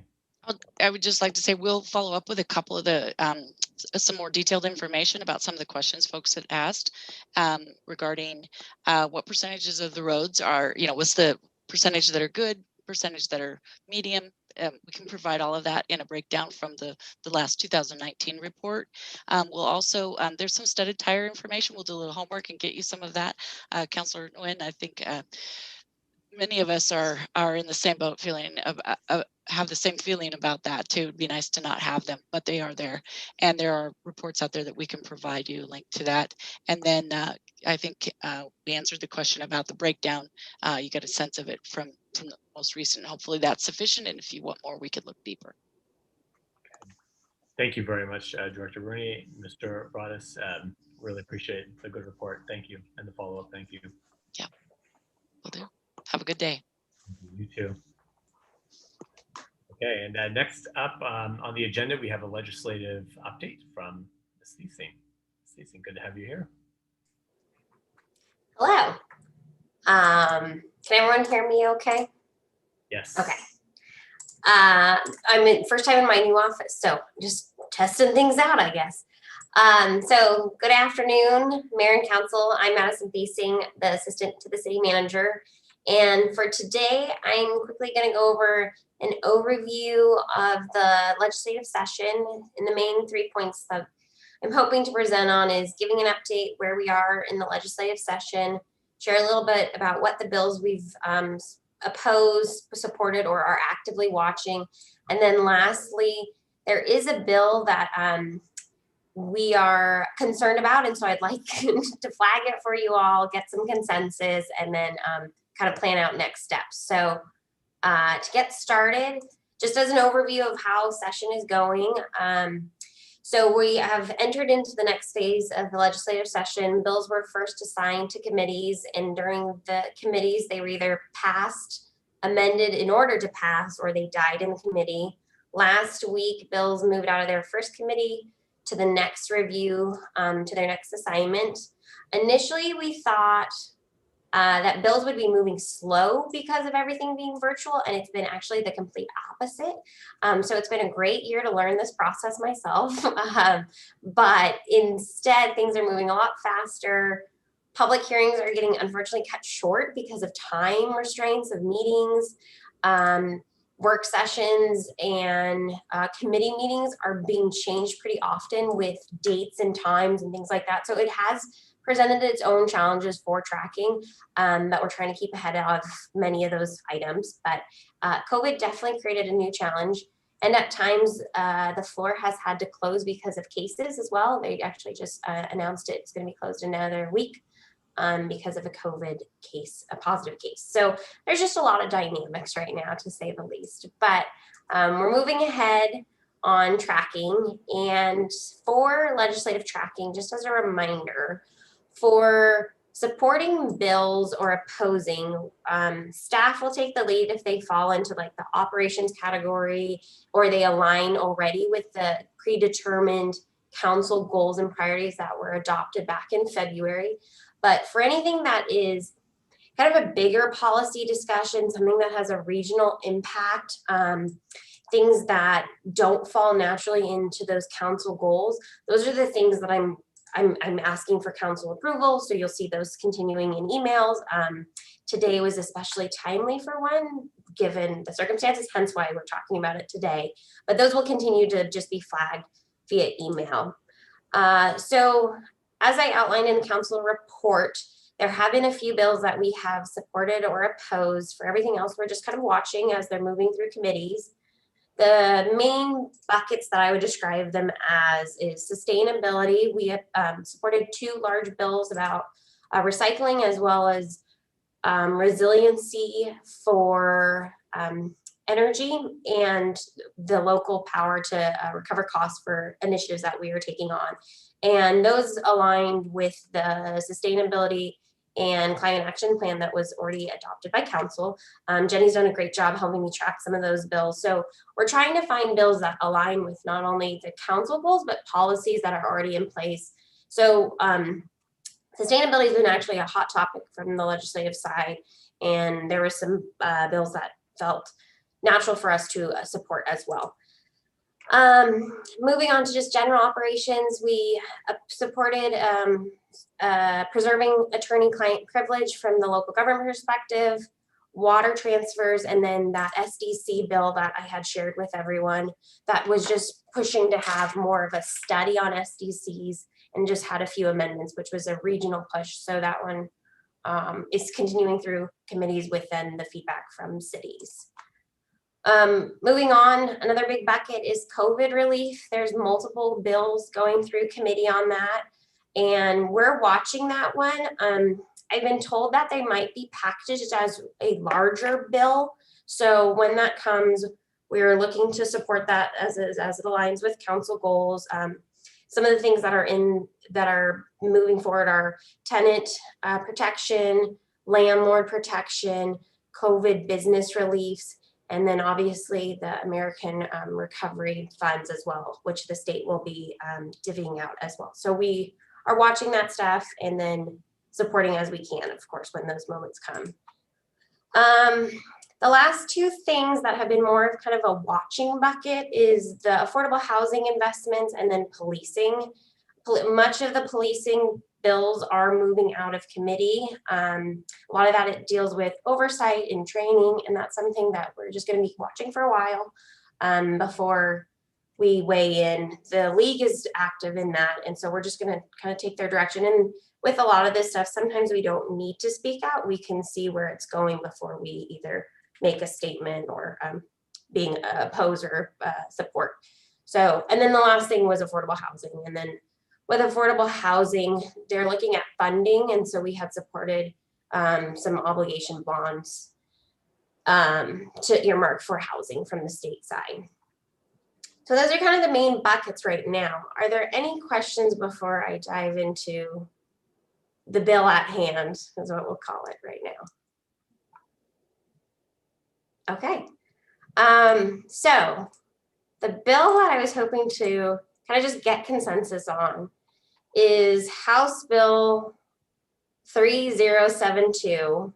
And I'm going to read the summary, so bear with me, but it expands urban growth boundary to include land designation as urban reserves that supports workforce housing if urban services are or can be made available. So the main point about this bill is that landowners in the area of urban growth boundaries can petition to have the city accept them into the urban reserves, or excuse me, into the city planning, and then that we would have to provide urban services within 2 years of that petition being approved.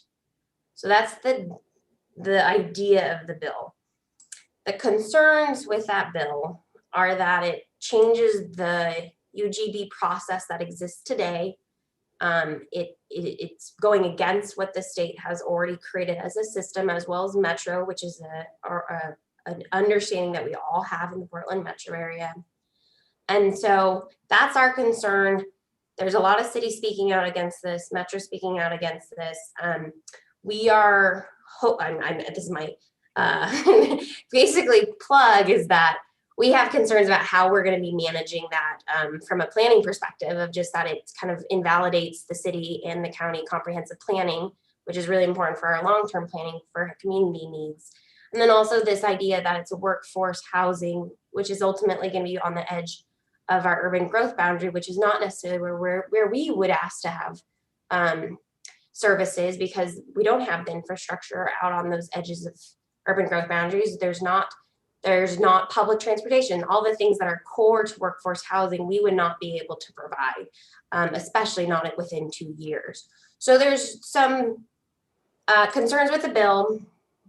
I've coordinated with West Lynn and Tualatin, and then working with the county now, as well as Metro, to see if we can do an opposition letter.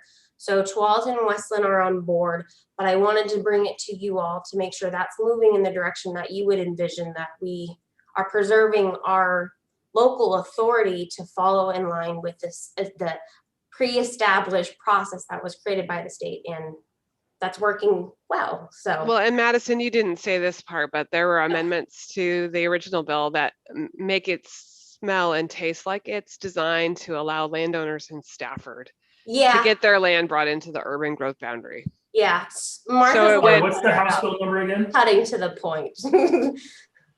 What was So- that House bill number again? It's House Bill 3072. So Martha is correct. It kind of smells like Stafford because it is Stafford. The person who spoke out for it is directed to Stafford. Thank you, Martha, for the nudge. So we are concerned for our own reasons of this is our backyard that we've worked really, really hard. And I mean, Martha's been a part of Stafford planning for many, many, many years. Of like way too long.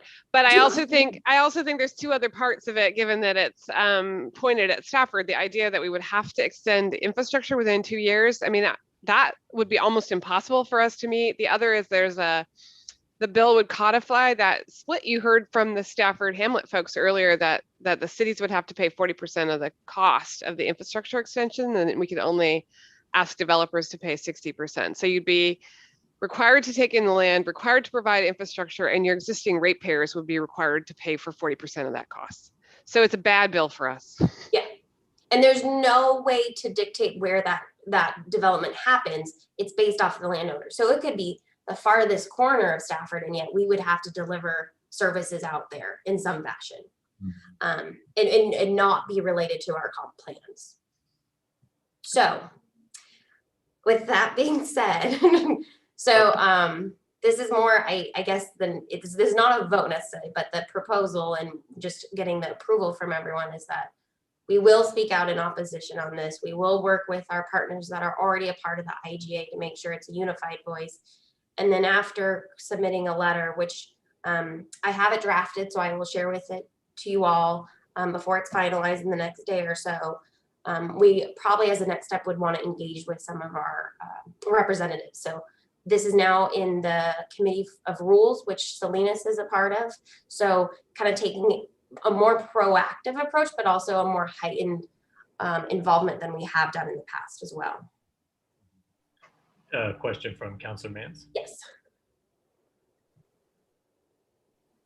In light of this, I would like to propose that we direct staff to perhaps come back with a letter, or I'm not sure exactly what. So Counselor, I think that we would love it if we had time to come back with a letter, but if we need to drop the letter because the legislative hearings before your next meeting, and hopefully you'll give us permission to collaborate with Westland and Tualatin to oppose this bill in its current form. I propose that we give staff the okay to collaborate with our regional partners on this and just move it forward.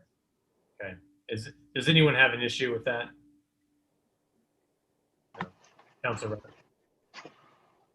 I was just gonna say, Councilor Rupp, I'm sorry, I muted you. I said, sorry. I said I was going to agree with it. I agree with you all. And especially if we can include Martha's line of if it looks like a duck, quacks like a duck, it's a duck. As long as we can include that in our letter, I prefer that. So We'll see what we could do. Those of us who are bear cats, though, we don't always like to refer to those other animals.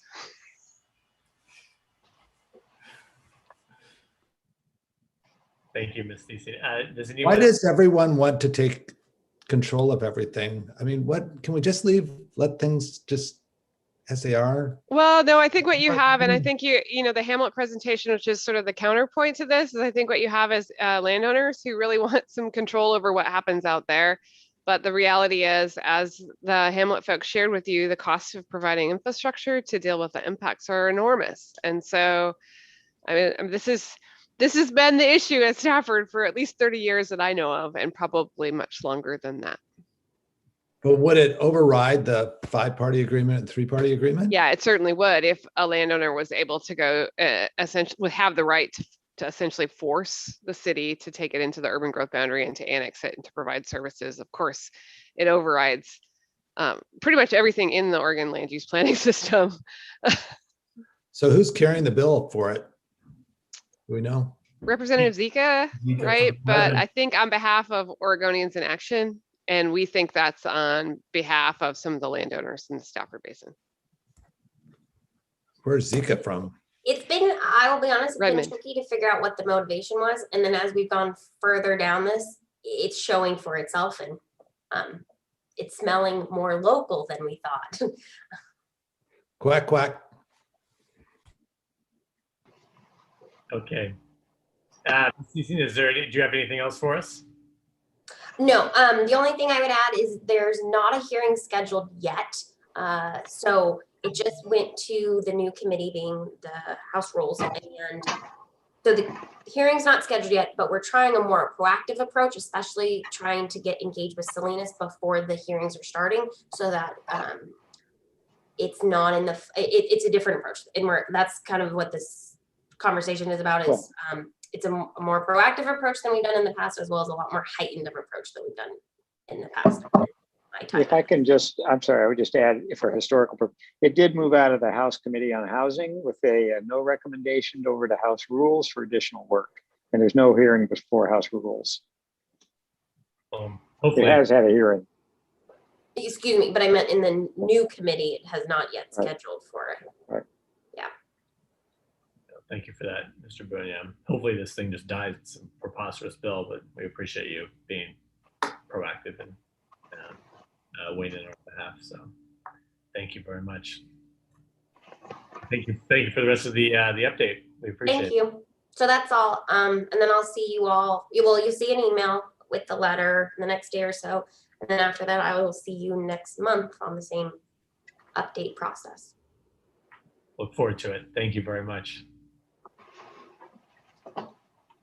Okay. Next up, we have a study session on fireworks and outdoor fire policies. And we have a fire chief and fire marshal. Welcome to you both. Thank you. Don Johnson, fire chief, and Hertz Ottendijk is the fire marshal for the city of Lake Oswego. This comes back to you today as a result of an approval of a work plan on March 11th that had us take a look and see what we could do with the policies related to outdoor fires and fireworks, legal and illegal fireworks. I want to start with the outdoor fires if I could. And as we dove into this and started looking at it, some of the things that are you need to know about the outdoor fires. Fire pits are not regulated by the Oregon revised statutes. So fire pits are not considered as part of Oregon law, but the outdoor authorized fires are. And those outdoor authorized fires are much, much more common in rural areas than they are in Lake Oswego. We don't typically have the fires that would be considered authorized fires. And primarily because we live in a basin that is just generally Wilsonville, around to West Lynn, up to Lake Oswego to Portland, that those fires aren't authorized. They're banned by DEQ anyway. So we don't have those fires. You can't have those kind of fires in Lake Oswego or West Lynn or Portland that you might be able to have in Molalla or Estacada or someplace where it's part of perhaps agricultural care. And so we don't typically have those type of fires. That said, over the last 15 years that we looked at it, we have on average 20 responses to fires in outdoor pits each year, recreational fires. And we don't have any instance that we came across where those fires caused a fire outside of that fire pit. We don't have bonfires. We don't have fires that I would consider dangerous to the area, to the residents. What we do is go to a lot of the fires that turn out to be a fire in a fire pit. If we do have those unauthorized fires that we come onto, we can issue citations, as can the police department, for those, and we can use those as an opportunity to educate. So if we could, I'd like to take any questions on that, and then we can move on and spend time in fireworks. Okay. Yeah, sounds good. Does anyone have any? No? Okay. Right to the fireworks. There we go. So my recommendation would be to let the policy lie just right where it is. So now the fireworks, I think it's important to start with legal versus illegal fireworks. And for the purposes of this presentation and for the purposes of anything we do in the future, I think we take a look at legal fireworks as the ground-based fireworks. They don't move more than 6 feet in any direction. They don't move more than 6 feet off the ground. They don't create flames more than 6 feet off the ground or sparks more than 6 feet off the ground. They're the ones that are sold at the fireworks stands at Albertsons or Safeway during the season. So the illegal fireworks in Oregon, all of Oregon, are those that are the aerial fireworks or that explode. So a firecracker is an illegal firework. A bottle rocket is an illegal firework. A Roman candle, illegal. Sparklers, cones, ground-based, legal fireworks. So that's how they're classified in Oregon. In Oregon, those ground-based fireworks are legal unless otherwise specified by a local ordinance.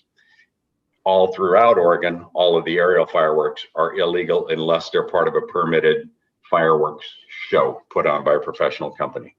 So over the last 20 years that we can look back in our records, we've had 39 fires related to fireworks, legal and illegal. And it's about 12 that were of the legal variety, and about 16 of the illegal, and another 4 that we couldn't determine whether they were legal or illegal. Out of that, about $1.2 million in damage to property was estimated by the fire department, not necessarily what the insurance paid out. We value the fires as we leave the fire and say it has X number of dollars of damage that were probably done with that fire. Out of that 1.2 million, about 600,000 was of the legal variety and about 600,000 was of the illegal variety. So what we did was to look at it and say, if there is a problem, the problem seems to be right around the 4th of July, within the 3-week period, just centering over the 4th of July. And Madison is going to present a little bit later, but Madison, can I get you to throw up that graphic with the fires?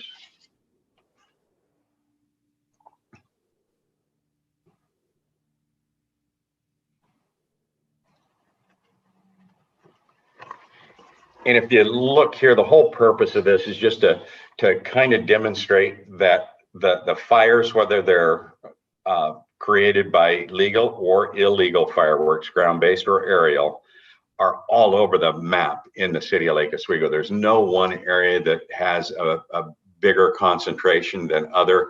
But again, the interesting piece for me in this is it's a 3-week period over the 4th of July that they typically happen.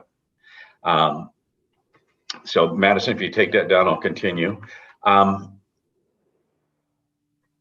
A few years ago, in 2013, the police department and the fire department got together and worked with the office of the city attorney and created an ordinance to bring any citations into our local municipal court so that we have local control over them. Because prior to that, if there was a citation issued for illegal fireworks, it would send one of our residents down to Salem. Maximum fine then was $500, more likely around the $200 variety for that would ultimately be found. So in bringing it back into our local courts, we have local control over the fines, and now we can fine up to $1,000. We can't fine more than that by state law. And also, if we need to put, say, a kid in a fire starters program, we can handle that in-house, and we can handle it locally rather than sending them back down to Salem for a hearing and for classwork. So that was a gain for us. In taking a look at this, we looked at local ordinances around the state and even outside of the state. And what we found was not a whole lot of cities in Oregon have taken it on. You have Ashland took it on many years ago, and then Rogue River followed them. Medford did a hybrid where that they did it in wildland areas that were more in danger of fire than were, say, a city neighborhood. And so there was a mixture, but very few have outright banned fireworks. Some have taken a look at it. If we take a look at how fireworks operate in Lake Oswego. We've got 4 venues out of 2 locations. So inside, outside Safeway, inside, outside Albertsons. And they open from the 23rd and they can roll all the way to the 6th of July. 23rd of June to the 6th of July is their sales period. They're typically run by a nonprofit that partners with TNT Fireworks.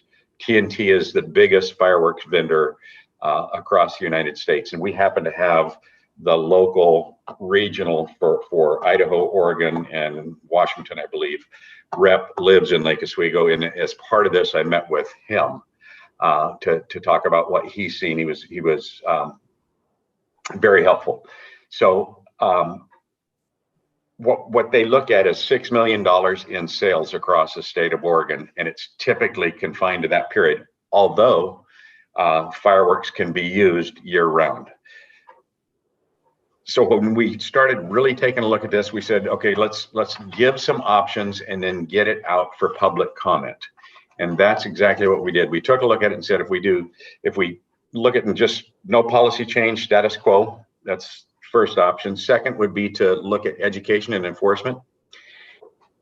Education, we do fireworks education for both legal and illegal fireworks, some on disposal of, some on putting out the describing the illegal variety, but typically it shows up in the newspaper. It'll show up at the fireworks stands. The fireworks stands will work hand in hand with us to give out information, whatever we decide to try to put out as a fire department or as the city. And so there's education that can happen, and we haven't tapped all the education that I would like to tap. I'd like to use. We've got a really strong communications team in the city right now, and I'd love to tap their brains to figure out how to really get the information out for this season for sure. The enforcement, I found over the years that enforcement is really tough to do, because we find that people aren't typically, the ones with the Roman candles aren't setting them off in the middle of the street. They're behind property, and we don't have warrants to go in, and to try to get in there is typically difficult. So even with extra fire personnel on the street, even with all of the police personnel on the street, we write a handful of citations each year. We don't write an abundance of citations just because they're too hard to come upon. So enforcement has its place. Visibility really has its place in my mind, that people see around the times. They see a heavy presence just so that they can make a really rational decision about what they're going to do. So that was the education and enforcement piece of it. The third piece that I'd like you to take a look at and consider is enacting a local ordinance that would allow the police, or the fire chief, or the fire marshal to ban for a temporary period, that's a defined period, based on information that we gather from national and state data. And here's how that works. Each day, I have access to the burn conditions inside our district. We lie within one of 13 districts, and we happen to be District 13 in Clackamas County. And information's gathered from 3 different weather stations, and the numbers are crunched down in Salem, and a report comes out. It rates everything from the burn rate on the fire, the intensity of the fire, the humidity. There are 12 different categories that are measured, calculated, and then it's weighted because the burn rate may not be as important as how dry the timber is, or how dry the slash is on the ground. So all that it turns into what I'd refer to as the fire peacock. You see it out in front of some fire stations as you drive by to go camping or something. It'll say the fire danger is either low, moderate, high, or extreme. And those are numerical categories that are rated from 0 to plus 70. And at 63, the rating turns from high to extreme. So I would propose to you that if we were going to consider doing that and allowing the fire chief or the fire marshal to do a ban temporarily, that we'd rate it as extreme. When I was in discussions with the Oregon Department of Forestry, their suggestion was to consider it at the high level. And although that, as we talked more and more about it, the high level for them is to take a look and see what happens in open wildlands. And we're not in open wildlands. We have wildland interface areas throughout the city of Lake Oswego, but we have a lot of residential that high may not be as dangerous as it would in a national forest or in a state forest. So the option for me would be to look at it at the extreme level, and then it would be for us to be able to ban anything that produces sparks. So it would effectively ban weed eaters, lawnmowers, anything they'll produce sparks that you can't control. So that is essentially what we did last year, if you recall, when the fires were happening. But in order to get there last year, we had to have a declared emergency to allow that to happen. This would be a different route to get there. So that was option 3. The final option that we considered was to just outright ban fireworks, legal, illegal, aerial, and ground. And so at that point, after the brainstorming, we put it back out to the communications committee, and I want to turn it over to Madison in just a second and let her tell you what happened as we did that with the different groups. We tried to hit everything from the contract districts that we provide fire service to doing listening sessions, to doing a mayor's roundtable. So Madison, can I turn it to you and let you take it away with that? Of course. So as the chief shared, once we narrowed down to the 4 policy options, that's what we ended up taking out to the public to get feedback on. And the main goal was to measure really that feelings and support per policy, because this is such a big topic, to piece it out of what did you do, option A, B, C kind of options. The main ways we got community feedback were 3. We had a public survey that was shared widely and had a wide reach. We had hosted 2 listening sessions, and those were specifically inviting to the boards and commissions and neighborhood association chairs to share with their networks. And then lastly, the chief did outreach to our partner fire districts, and that was a direct outreach because they are the fire districts that we serve, but they're in Clackamas County, but it's an important relationship to manage and maintain, of course. So to start with the survey, like you said, was shared with a wide range, and the goal was to capture as many people as possible. And so we shared it through our various city channels. So that includes the Hello, the website, social media channels, the Lowdown, the library e-newsletter, the ACC e-newsletter, and Nextdoor as well, which captures our city audience. But we wanted to make sure we hit all demographics. So we also had the chamber share out the survey as well. We had the school district share out the survey as well through their newsletter. And then lastly, we did do targeted outreach, asking the council, boards and commissions, and neighborhood chairs as well to share with their network, along with our CERT team, which is our volunteer emergency response team. So the goal was to spread it out wide. It was posted for 2 weeks. We got 869 people to take it, but ultimately 857 actually took it. There's always those people who just open it. So I'll go on through those survey responses really quickly, just as a high level. So one moment as I share my screen. Okay. So we just had some initial starting questions, but to get to the bulk of what the policy discussions were was, are you in favor of increasing education and enforcement for all fireworks under the existing state law? And that we had 65.3 say yes. The next policy option is, should the fire chief and fire marshal be authorized to temporarily ban use and sales of any fireworks during specified time of higher risk And that was how the chief explained it, of if we are designated that period. 81.4% said yes. And then the last policy option being, should the city ban the use or in sales of legal fireworks? This includes sparklers, cones, wheels, base fountains, and 59.1% said no. And then we received additional comments.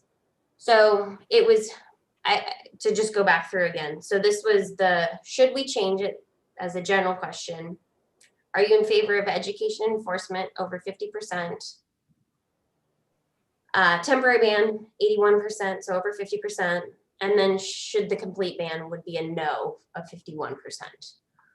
So with the, after we had done, or excuse me, while we had the survey going, we also tried to host the listening sessions. Those weren't as widely attended. Chief and I did not have as high of a rate as we would have thought. However, those who did attend, being the 3 attendees, their comments actually reflected exactly back what the survey comments we received as. And then the last one being the direct partnership relationships in doing the outreach to the fire district. The chief reached out to Lake Grove Rural Fire District, as well as Riverdale, just northeast of us. And their comments were also reflected similarly to the survey. And I would say from the comments that we received from the survey, the listening sessions, and the fire district, the main themes, if you want to distill them into that, was concerns about wildfires, that illegal fireworks are not being enforced, the idea that we should have a curfew of some sort, so limiting the days and times when fireworks could be used, the concern that the noise from fireworks are a disturbance to veterans, animals, neighbors, children, anyone who's in your sphere. The complete ban does not prevent purchasing outside of Lake Oswego. That was one that came up a couple times. And then lastly, that legal fireworks are legal for a reason. And that was kind of the narrative of like, kids are the ones who are using this. This is, these are little fireworks basically. But all in all, and Mayor Buck can maybe speak to it, we also presented these same questions to the community roundtable that the mayor hosted last week. And we also had similar results as well. So that is how the public weighed in on this. Is there any questions about the public outreach process and how we got there? Okay, well, I will turn it back over to the fire chief.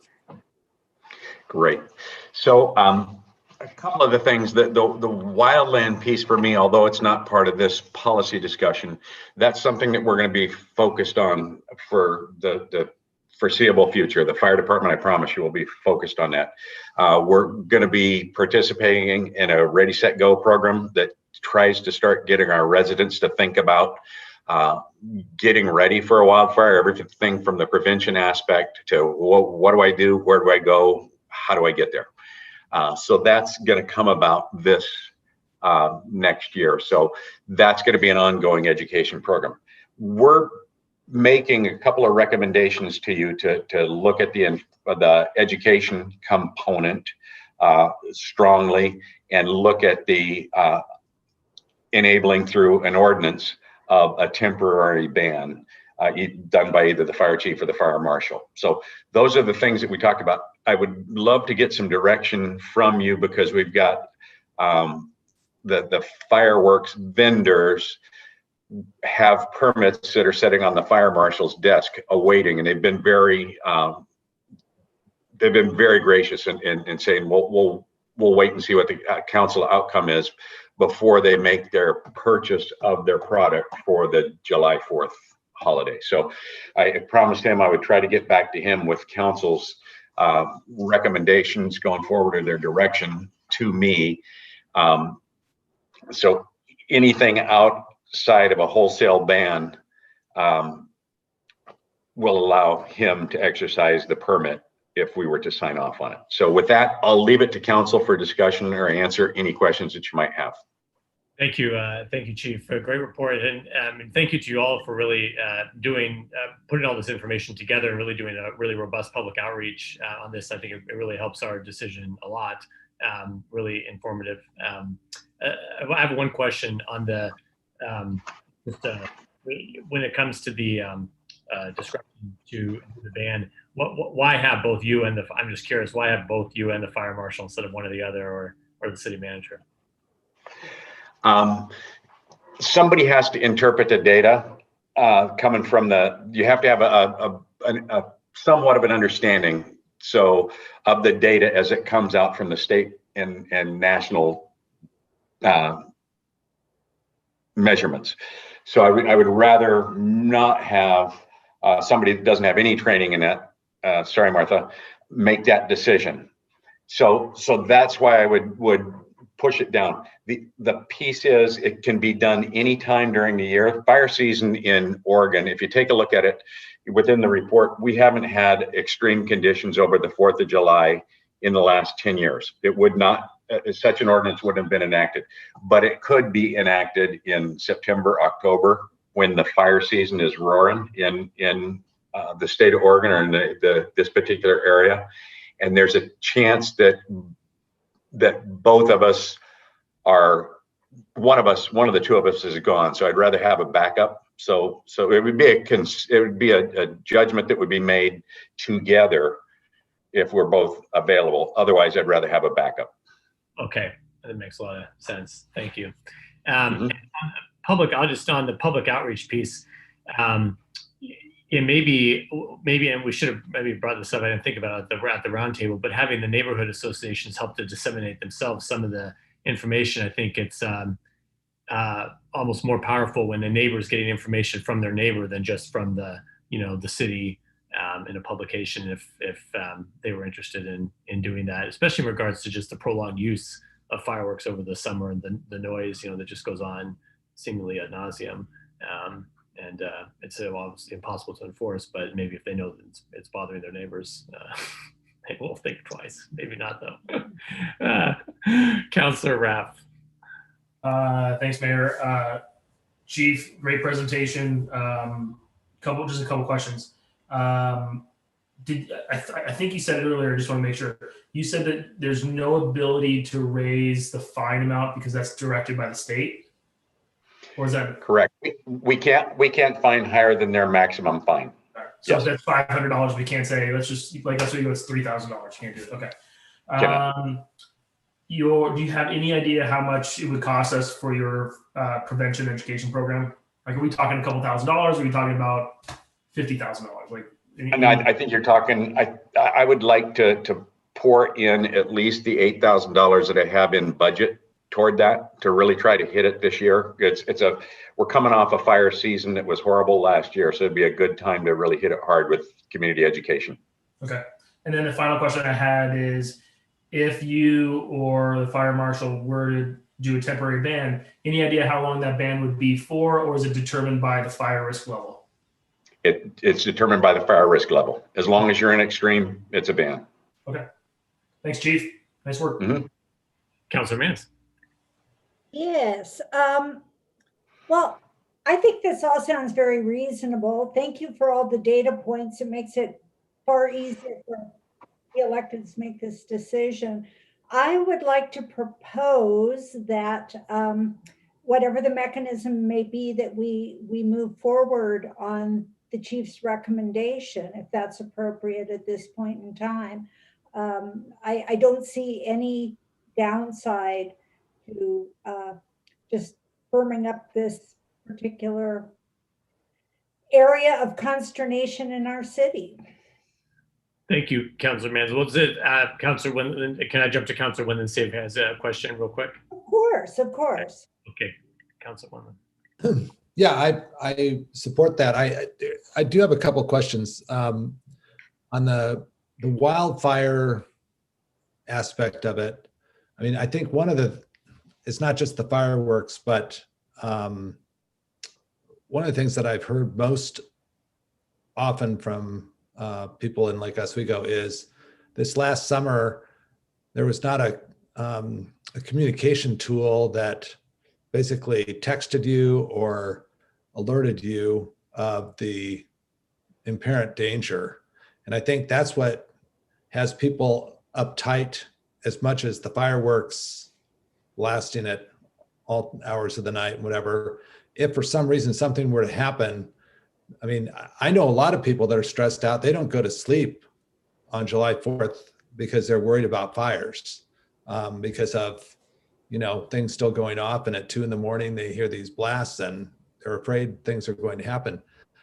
I don't know if there's a system that we have that, you know, that is part of the emergency response system that you can text, or that you can notify people. I just know that in the last wildfire, that was one of the biggest concerns I had with people, is that they didn't know what was happening.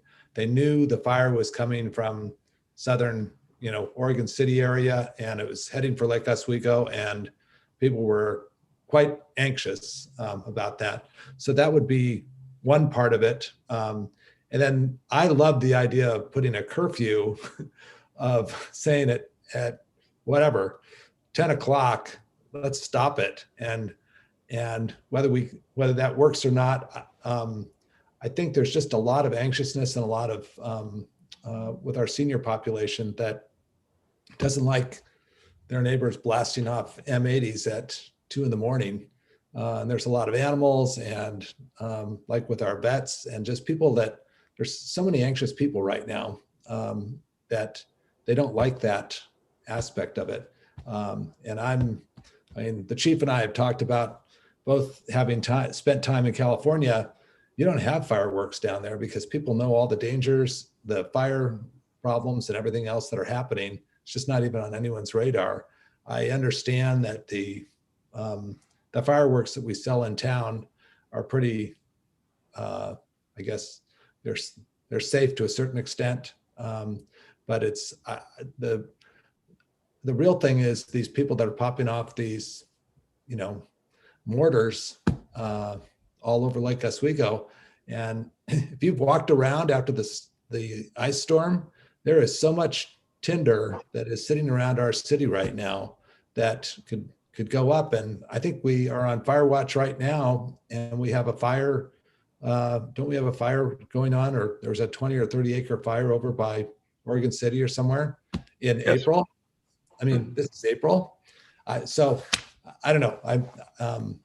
I'm just concerned. I'm going to go with your recommendation sheet because you know what's going on. And I think, Madison, thank you for all the information and the outreach. I think that was fabulous. I think it gave us a quick pulse.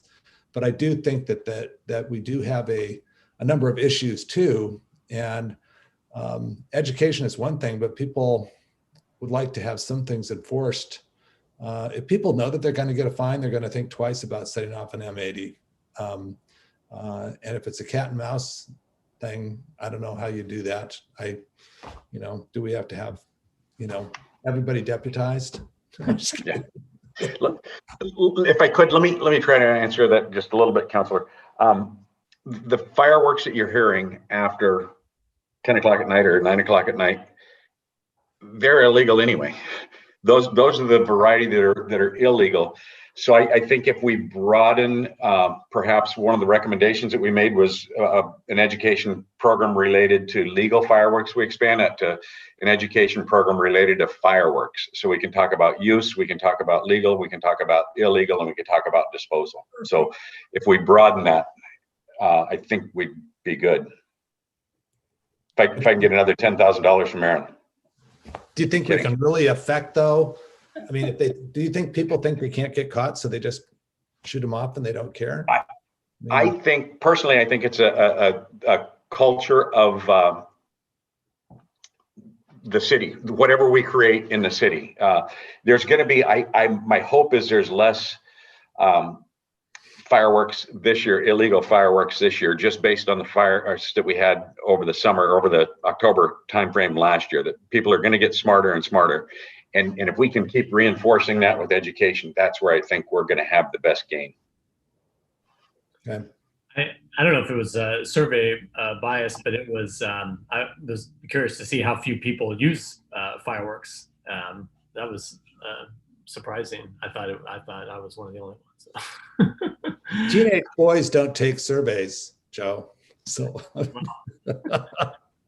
Mayor Buck and Councilor Wendland, I just on your question about alerting or text messaging, we actually do have the public alerting system. which is similar to the reverse 911. So that has been advertised countywide. It's part of Clackamas County Emergency Management. Our LOCOM dispatch center has access to that, where we can locally send out messages, or it goes through the county. Nobody received any text messages last year because that threat level wasn't high enough to warrant a text message within the city of Lake Oswego. Even though there was a lot of smoke, the fire was still far enough away that it did not warrant to warn anybody to say you need to be on alert. The level 1 does not grant really an alert message, and it only would cause more confusion of people not knowing what to do at a level 1, which is really just be aware and be ready in case you need to go to level 2 to get things packed. So, but yes, the public alert system, it's on our website. We encourage anybody and everybody within the city that either works or lives there to sign up with that. It goes by address, and you have multiple ways to receive alerts. Okay, thank you for that. Great, thank you. Councilor Burdick? Yes, thank you very much for this information. And Madison, great job with this survey and gathering the data. That's very helpful. Personally, I would be for let's follow California and ban all fireworks. I've seen what even legal fireworks, the damage that they can cause and the fear that they can cause. But with that said, I also respect kind of where the data kind of brings us where the community is at, and also the information that the chief has brought to the table from more of a scientific perspective and is data and numbers. But my question goes to, and this might be for you, Martha, but I believe we already have a noise ordinance in place, and wouldn't fireworks fall under that or not? Yeah, we do have a noise ordinance. I don't know that you would really find it to be a violation. This might be an Evan question. I think the fundamental issue is that you guys are bouncing around, however, is a lot of the activity is with illegal fireworks. And it's really an enforcement issue, it's not that the law isn't on your side. The law's on your side. It's just our ability to do all the things that have to happen on the 4th of July means that we can't get to every single case where someone set off an illegal firework. Because in addition to what the fire department's doing that night, we also have a lot of parties and other things that are happening on the 4th of July here. And so our police officers are often busy doing traffic control. So I just think it's a question of our resources are really stretched thin. I think the chief's idea of really ramping up education about what are the consequences and really having a community culture that says it's not okay to set off a firework in your backyard next to your neighbor at midnight is where we need to head, because I don't know that we'll ever have enough police officers or firefighters to actually take an enforcement approach to this problem. Now, when I worked in Ashland, we did end up banning it because the community was actually in its own watershed. And so the consequences of a fire there weren't just that your property or your neighbor's property might burn, but that the town's watershed might burn down. So I think if we had a issue that severe, we could probably get community support for it, but I'm not sure that given what Madison's data shows that you have that level of support right now. You're still going to have the same problem is what I'm trying to say. I kind of just to add in kudos to Rick, who put on a non-traditional fireworks display the last time. We could gather before with the laser light show. I think that kind of goes a long way too in changing the community culture and showing people that it doesn't have to be explosive things to celebrate the came up with that. Hopefully they'll continue to follow that on that path. Well, is everyone on board with following the recommendation in the staff reports and having them come back to us? Okay. Everyone. Okay. Including recommendations. Mr. Boone, do we need something more formal than that? Well, no, but I just, the chief indicated on the fine amount that $500 was the maximum per the statute. And I would like to reserve the question of me looking at seeing whether or not, if the council wants to impose the standard $1,000 violation as an option for the council. Because I think there's some language in the statute which might give us that leeway, but I want to check it out. Love that. If the council wants to do that. I love that. And then there's Right. always the 25 cent plus when anyone enters Lake Oswego that they charge us more. So take it up to 12.50. Right. Way to go, John. I like that. Okay, thank you very much, Right. Chief. Thank you, Fire Marshal. Thank you, Madison. We appreciate the good report. Thank you. Okay. Okay. Next up, we have the consent agenda, which has 2 items on it. The first is an amendment to the MOU with the Lake Oswego School District for the Recreation and Aquatic Center. And the second is Resolution 21-07, which authorizes the mayor to execute the city attorney employment agreement. Would someone like to make a motion to approve the consent agenda? Councilor Mans? Move to approve the consent agenda? Second. Okay. Any discussion? Okay, Ms. Linder, will you please call roll? Yes. Mayor Buck, Yes. Councilors Boop, Yes. Mans, Yes. Nguyen, Yes. Wendland, Yes. Burdick, Yes. and Rapp. Yes. Motion passes 7-0. Okay, thanks everyone. Okay, next up we have information from council. Does anyone have anything to report? Councilor Wendland. I just want to let everyone know we had a very productive meeting with the Lake Oswego Athletic Facility Committee for the pool and a recreational facility. And the concepts are starting to come together, and they're being reviewed by the committee and getting information back from the different groups that use the facilities or would use the facilities. And so we are moving along, and I think we actually have another meeting scheduled for next week, and hopefully we can sooner or later maybe give you a preview of what's out there. Nothing's put together yet. I mean, as a final thing, there's still lots of input, but I think it might be helpful for us to for you guys to get a snapshot of what people are thinking about and how it's situated at the golf course and how big things are and that type of thing. So that might be something that you might consider, but things are moving along swimmingly, and all is good. So that's my report. Thank you for that. We had it's good to know. I think there's folks in the community, it came up at the roundtable that think that the project is kind of further along than it really is. And we're concerned about design elements that we haven't even started designing the facility. So we appreciate the update. And I think we have a study session on this topic, but not until much later in the summer. So thanks for keeping this in. I also had a very good meeting with Planning Commission. We were talking on HB 2001, and there were some. I never thought of the implication of that, like the building of certain type of dwellings, like the single use, I mean, for example, duplexes or townhomes.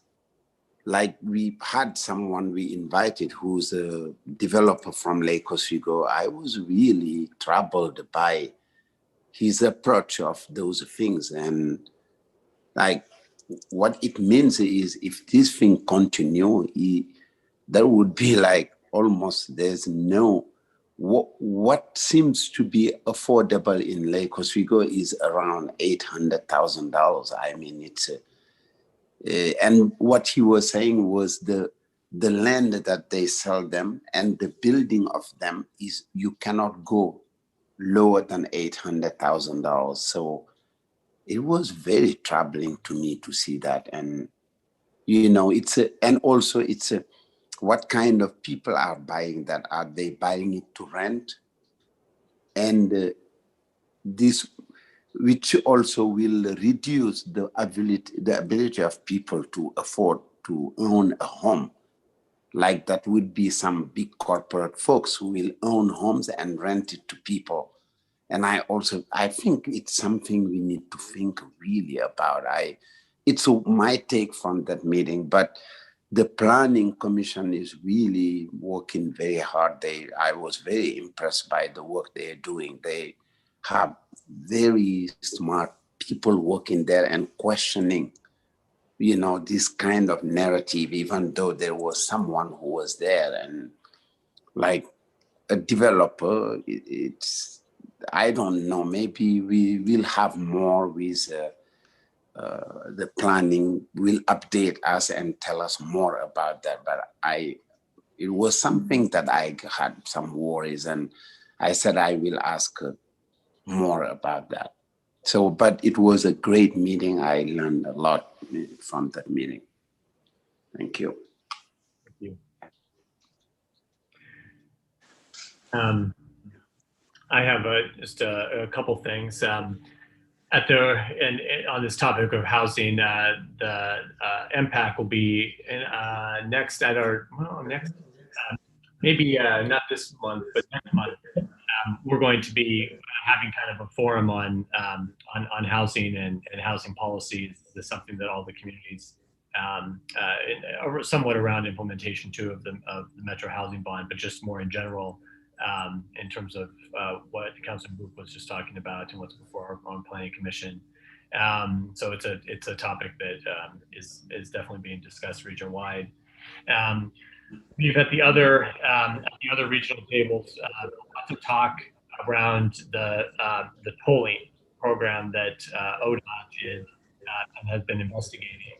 So as a lot of you know, the preliminary idea was that just a portion of I-205, would be tolled, and a portion of I-5. So there's very limited areas, and there was not.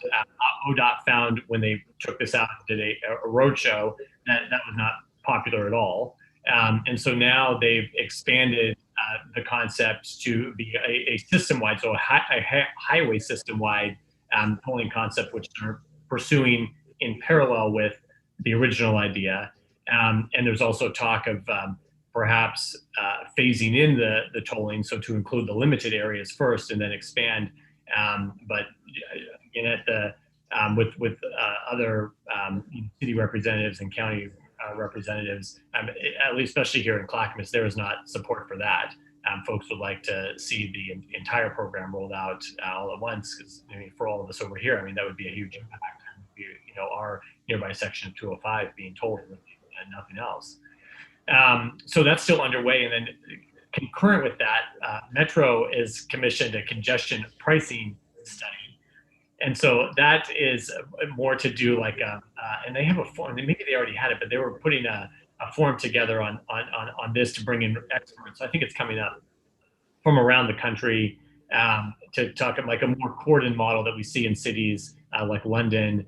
And they're hoping that the study they're doing can help inform the work that ODOT is doing. So it's been a little confusing because there's many different, just different studies going on concurrently, all somewhat around the same topic. But region-wide leaders are really pushing for more clarity from ODOT. So I feel like the region is on top of it, I guess is what I'll say. I feel good about it going forward, and everyone seems to be on the same page. And then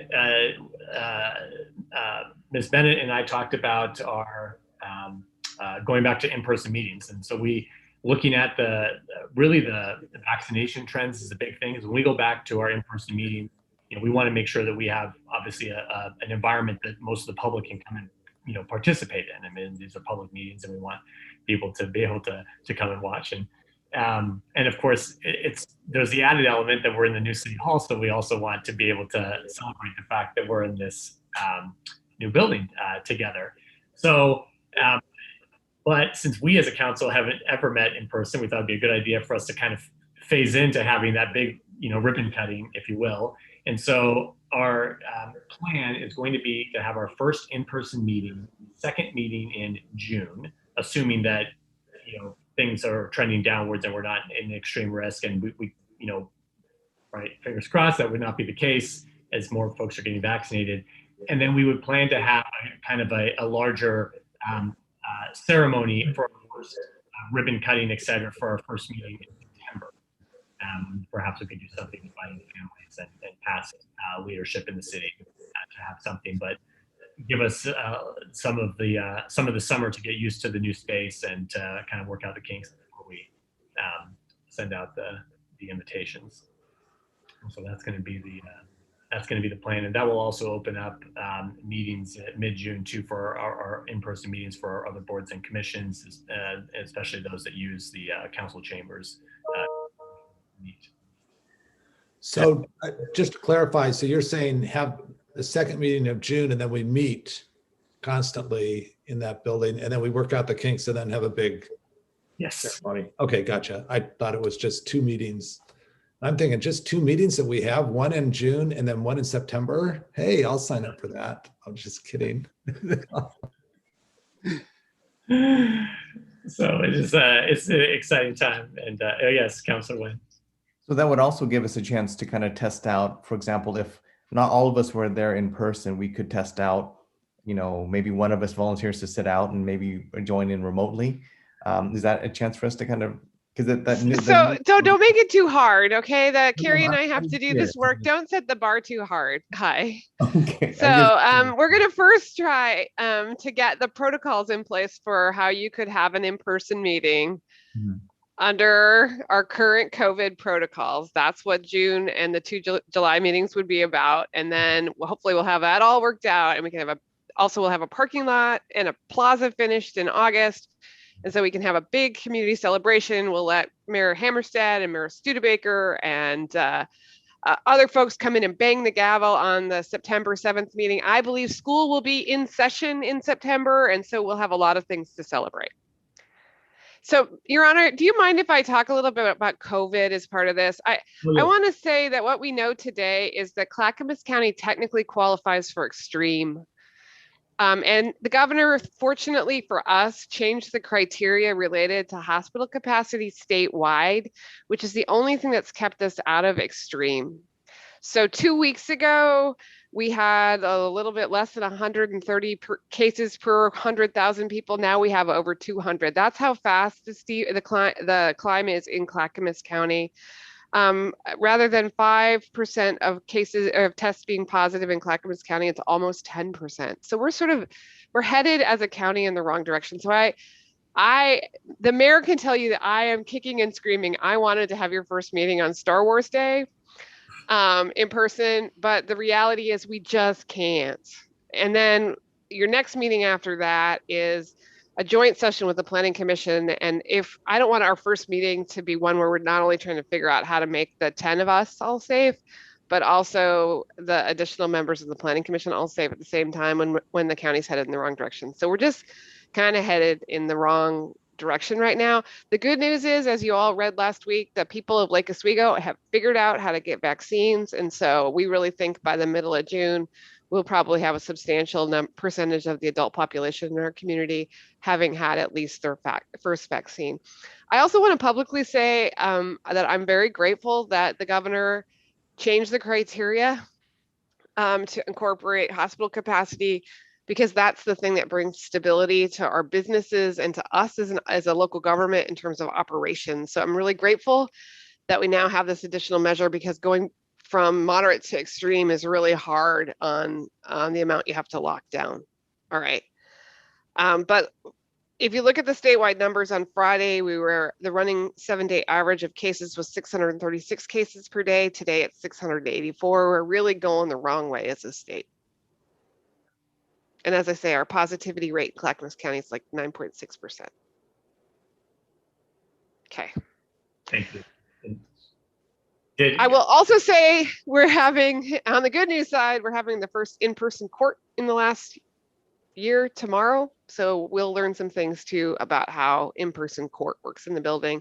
And we've had some very, very, very, very, very happy residents who've been able to come in and get their passport applications processed. So I've seen a lot of smiling faces in the lobby in the last 2 days.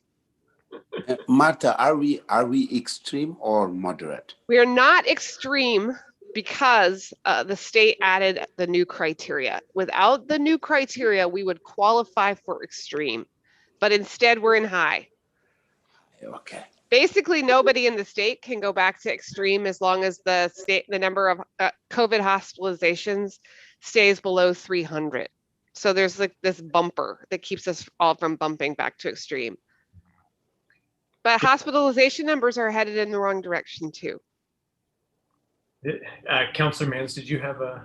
No, I was just going to make a Star Wars quip and say, surely we can have some sort of Star Wars background, Zoom background. We'll have a theme on May the 4th on Zoom that is Star Wars related. I will send you all the Myers-Briggs personality types so you can decide which Star Wars character you actually are based on your Myers-Briggs personality type and dress appropriately. So May the 4th be with you. May the 4th be with you. And then 2 days later, we get the Revenge of the 6th. So. Yes, we do. Sorry. Those of you who didn't get that, I'm sorry. Really. All good. My child is at home right now saying nerd. So. And also in June, what date is the new city attorney? When does Mr. Luce start? He starts on the 14th, so his very first council meeting will be that June 15th meeting. Oh, it'll be great. Can we have like 4 or 5 presentations from him? Just so Evan can kind of take the night off. Evan's actually gonna go like he's just gonna vanish off the face of the earth for those 2 days so that Jason has to cover your meeting. No, I'm kidding. He would never do that. But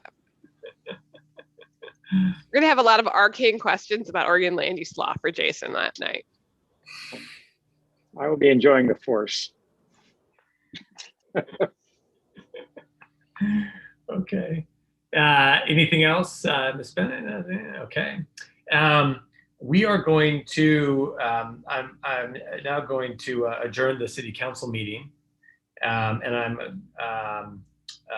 before we call to order the redevelopment agency meeting, though, let's take a 10-minute break. Okay, we'll come back at, or not, maybe not a little less, 8 minutes. We'll have 5:40. We'll come back at 5:40 for LORA. We're now in recess.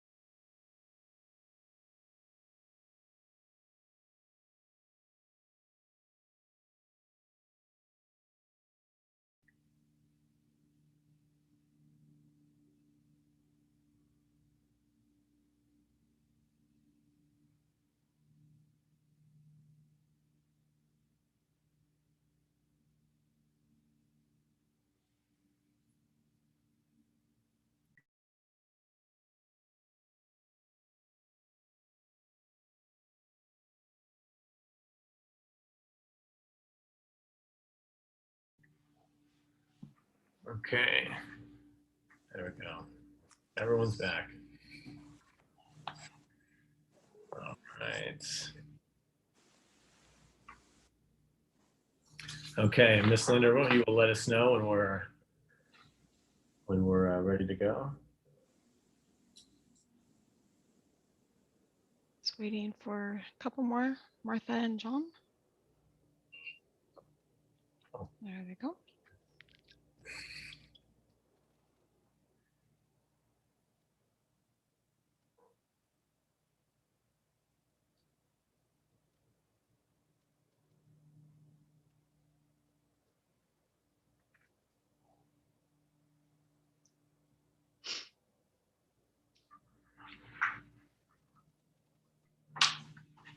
Would you like trying this real quick? Sure. Oh. Hi.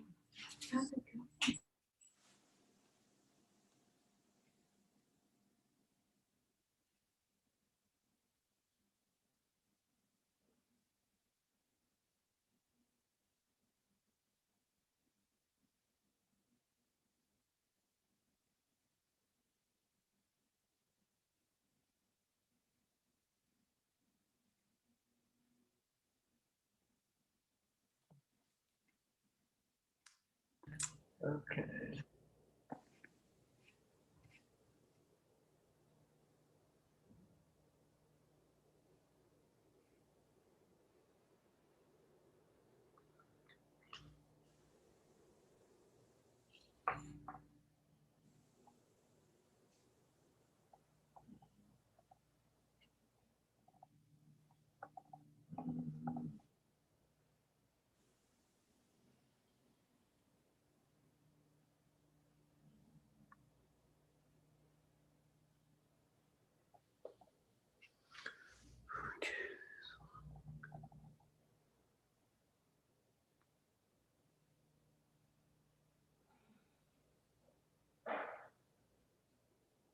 Thanks everyone for your patience. We're just waiting for Miss Bennett to come back. I was just wondering if the architecture group felt like they had to have a certain background because you're architects, or whether there's like a hierarchy within your organizations of, you know, who has the best backgrounds because I'm the best architect, or no. Just kidding. It's an international background competition, actually. There we go. And I'm way behind. And you're a blank canvas. Just totally blank. The building is a background for humanity.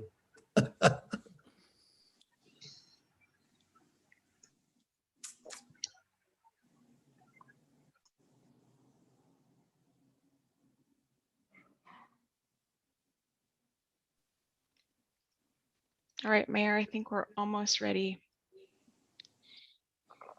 Ready?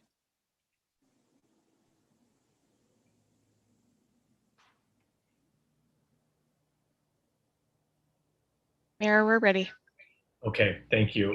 This meeting of the Lake Oswego Redevelopment Agency is now called to order. First item on the agenda is a North Anchor Project Conceptual Design Endorsement.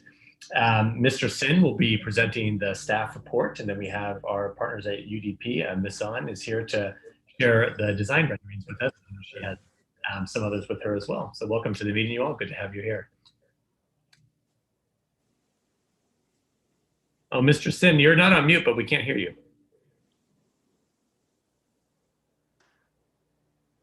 Oh, no. There we go. Yes. Good evening, everyone. This evening, we also have Mick O'Connell with us, our real estate consultant. And as Chair Buck mentioned, we have Arizona from Urban Development Department. And she will also introduce the design team in a moment. But before that, I just wanted to mention this evening, we're asking the board to endorse the preliminary conceptual design for the Anchor project. The board will have the opportunity to approve the final conceptual design later this summer, maybe June or July, because it'll be an attachment to the disposition and development agreement. So your support this evening is a nod, if you will, to the conceptual design to say, yes, this is generally moving in the right direction, and it's consistent with some of the objectives that we have and the objectives and the vision for the downtown area. So I do want to clarify that this endorsement is in no way a review or an approval of compliance with the development standards for the zoning code.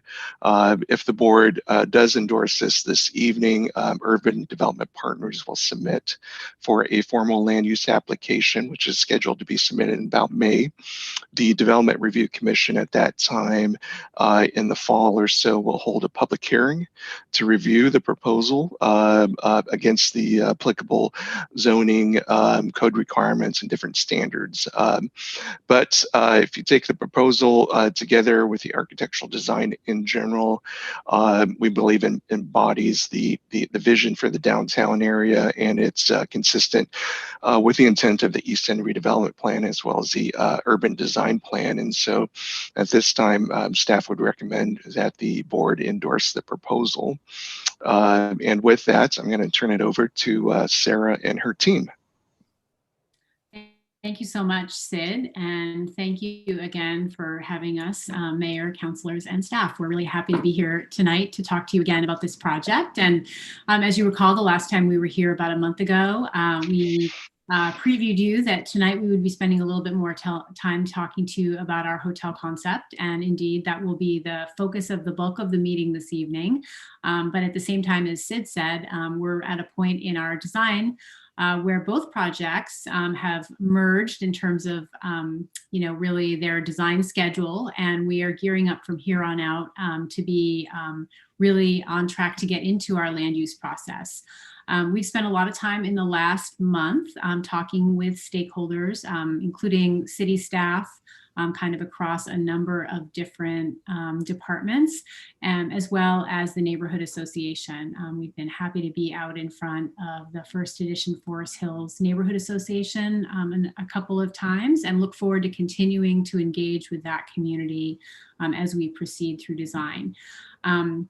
I just want to also say to both staff and the council here tonight that it's been great working with the city staff. We've been really happy with the level of engagement we've had, really appreciative of the amount of time and energy that staff has put into working with our team on this, what is a fairly complicated project. And it's been really helpful, and I think kept the process moving forward in a really meaningful way that staff has been willing to really be so available. So I just want to express my appreciation publicly for the staff that's been working hard on this with us as we've moved quickly through this process. So I'm going to go ahead and just turn this right over to my design team, because you are here to hear from them tonight and not so much from me. And I'll be available for questions at the end. So I've got 3 members of my design team with me this evening who are here to talk to you. Corey Martin, with the amazing background, is here. He's one of the principals at Hacker. And then we'll hear as well from Chris Hodney, who you've met before and is the design principal for the residential project. And then Scott Barton Smith is a new face this evening, and he is our heading up the design on the hotel. So without further ado, I'm going to turn it over to Corey. Thank you, Sarah. I want to reiterate how amazingly responsive your city staff has been relative to other places that we work. It's authentically really an honest thank you. So you guys are amazing, and it's unparalleled. So it's really, really great for you all and great for your downtown that you have such great staff and who are able to really give attention as needed. It's amazing. So I think for us, this project represents a very personal and very important, profound opportunity to impact an area of our metro area that we all love and we all really appreciate, because we align so well with the values of connection to nature and community, especially that you're trying to establish in your downtown core.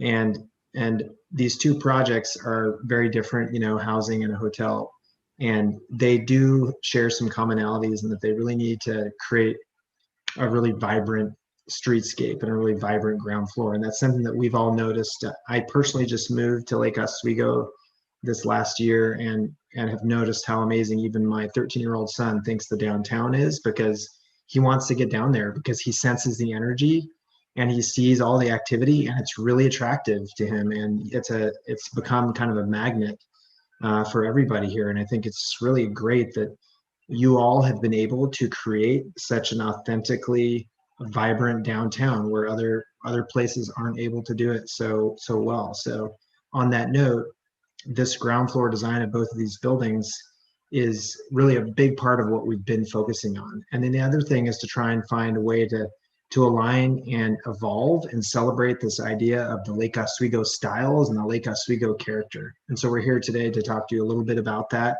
and some background on how we've been developing ideas that we believe are supporting what you all are trying to do. And then also, like I said, evolving and kind of growing what's possible within those guidelines into some new and more vibrant versions of what has been done so far in downtown. So we're trying to make buildings that really are compatible with what you have done so far, but then also add something interesting and new and dynamic to the landscape of all of the buildings that you have in your core. So with that, I'm gonna give it up to Scott Barton-Smith, who's gonna talk about the hotel, and then Chris Hodney, who's gonna talk about the multifamily apartment building. So.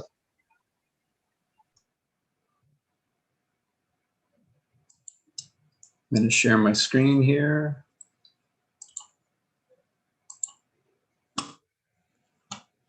Pardon.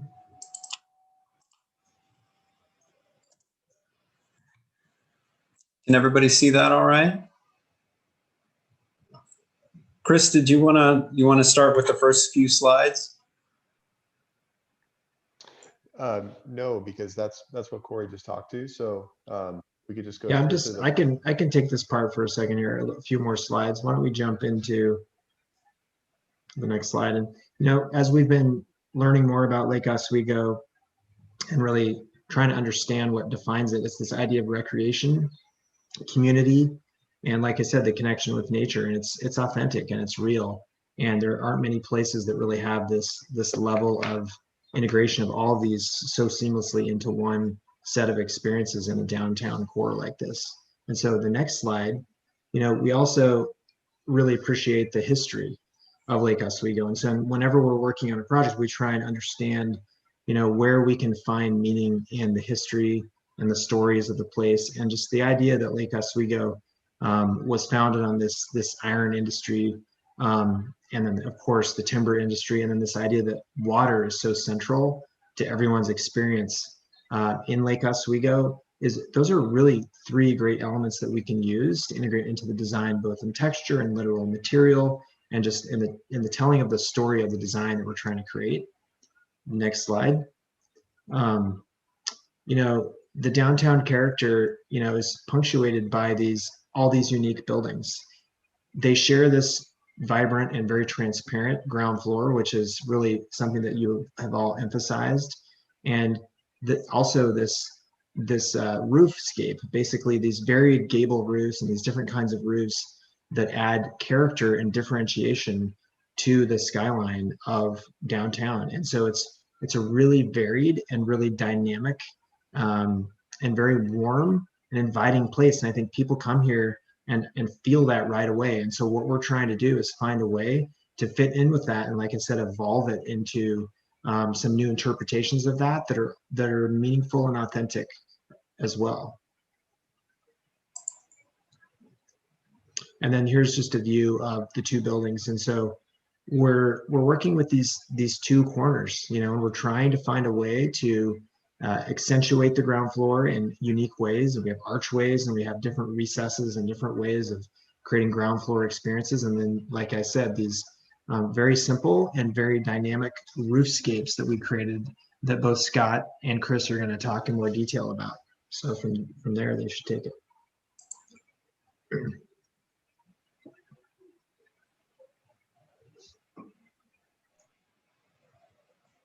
Can't hear you, Chris.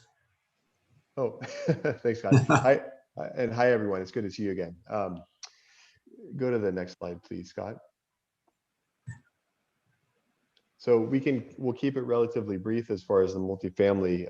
Since we met with you last time, there hasn't been a whole lot of development of the design. We were fairly far along at that time, but a couple quick refinements just to show you. In the current rendering, we have updated. We're showing a little more just reality and scale within the window openings of the upper floors of the apartment building. Basically, just showing the reality of where we would need mullions and operable casements or awnings to bring fresh air into the units, but also just provide a little more detail, a little more variety of window configurations and window pane sizes and function, which is typical within a residential development. And then also just on the southwest corner here at the bottom, we've added a little, it's really important to us to activate the brick inlaid bulb out as much as possible, given that it is a fairly safe pedestrian zone that we're going to be building and improving. And so here we've added some more outdoor seating, and we'll continue to work with staff about what is actually feasible to build in that right away. But the goal is to, I mean, ideally speaking, we would like to see this almost at the activity level of the built-in or the outdoor seating, which takes over almost the entire sidewalk over by Holy Taco, for example. The difference here is that we have about an 8% grade slope, whereas that area is fairly flat. So we have to think a little more creatively of how we do it. But that's the intent, and we want to make sure that's captured in the renderings. But the bulk of what I'm going to talk about today is we've done more development with staff thinking about how is this design, how is it also meeting the requirements of the zoning code as far as the Lake Oswego style, the architectural styles that are dictated there. And for the multifamily buildings, this design, we're proposing this be listed as a modern expression of the Oregon rustic style.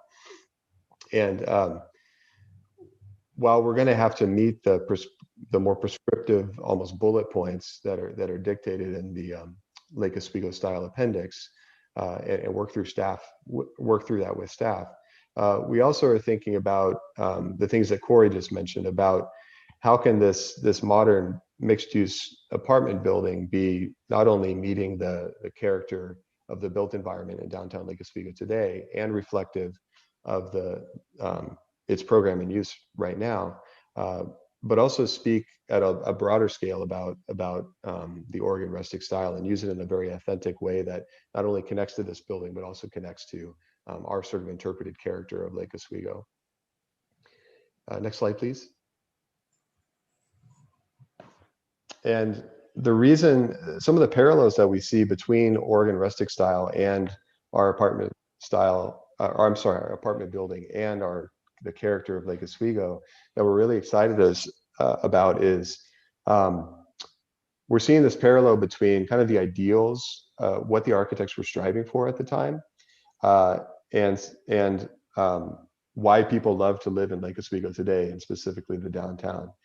And specifically, there is this reverence for nature and this desire and pursuit to live in nature and to be connected with it, but also the importance and reverence for connecting with, well, family and community, and at that time as well as a nation. You know, these buildings, this architecture is called parkitecture by a lot of people, and that's because it was primarily built at a lot of our national parks as lodges and hotels and interpretive centers.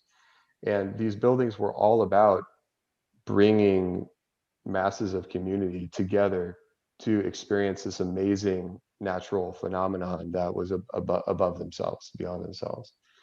What we noticed in the architecture is that they were striving for an architecture that had utility and beauty within the simplicity of it. And they did this through what we would call an authentic expression of the floor plan or the function and program, or even the structure and the construction. These were fairly utilitarian buildings that very efficiently planned. And even the way that they laid them out on the site was all about efficiency. What's the most efficient way to build this building out in a remote location and take advantage of these great views and make sure that it doesn't get doesn't break under snow loads and such. So that's where the asymmetry comes from that we see when we think of Oregon rustic style today. When we think of the architecture, that's where that asymmetry of form and that sort of hierarchy of large roof forms or turrets contrasted by smaller dormers or smaller roof articulation elements. And then that reverence for nature is really important. Not just the form was trying to be evocative of the place, but also the materiality was very local, very regional. It had to be durable and weathering. And it was fairly quiet and restrained and tended to be nature inspired, even darker, because it really was not supposed to overpower the backdrop of the natural surroundings. And then last thing I would point out here is just gables are obviously important. That was largely driven by the function, the necessity of keeping snow and rain off, like most houses. But gables were also very playfully used to mark places of importance on the building. So such as the entries or those moments of public scale gathering to enjoy a view. Next slide, please. And then as far as what we'll have to outline on our design and connect with in some way with staff is the elements of the style that are listed in the appendix. So here's the 6 bullet points. And here's a variety of buildings at different scales from the architectural style. Timberline Lodge on the bottom is the most well known. But the moderately pitched and gabled roofs, large stone chimneys, asymmetrical composition, as I mentioned, largely driven by just the function and the site. Numerous small windows, simple undecorated frames, sometimes dormer windows. Board and batten siding left unpainted is interesting, but natural materials, local materials that are readily available and easy to get to the site. And then stone foundations at the first floor, that's largely because of weathering and durability. And then the handcrafted rustic decorative elements is interesting as well. Often you would see those, in railings, handcrafted doors or door handles, even specialty features for some of the hotel units themselves.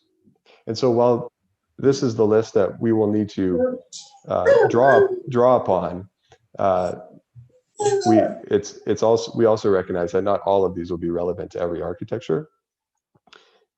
Oh, we lost Scott. Scott, are you there? Can you get the next slide? Perfect timing.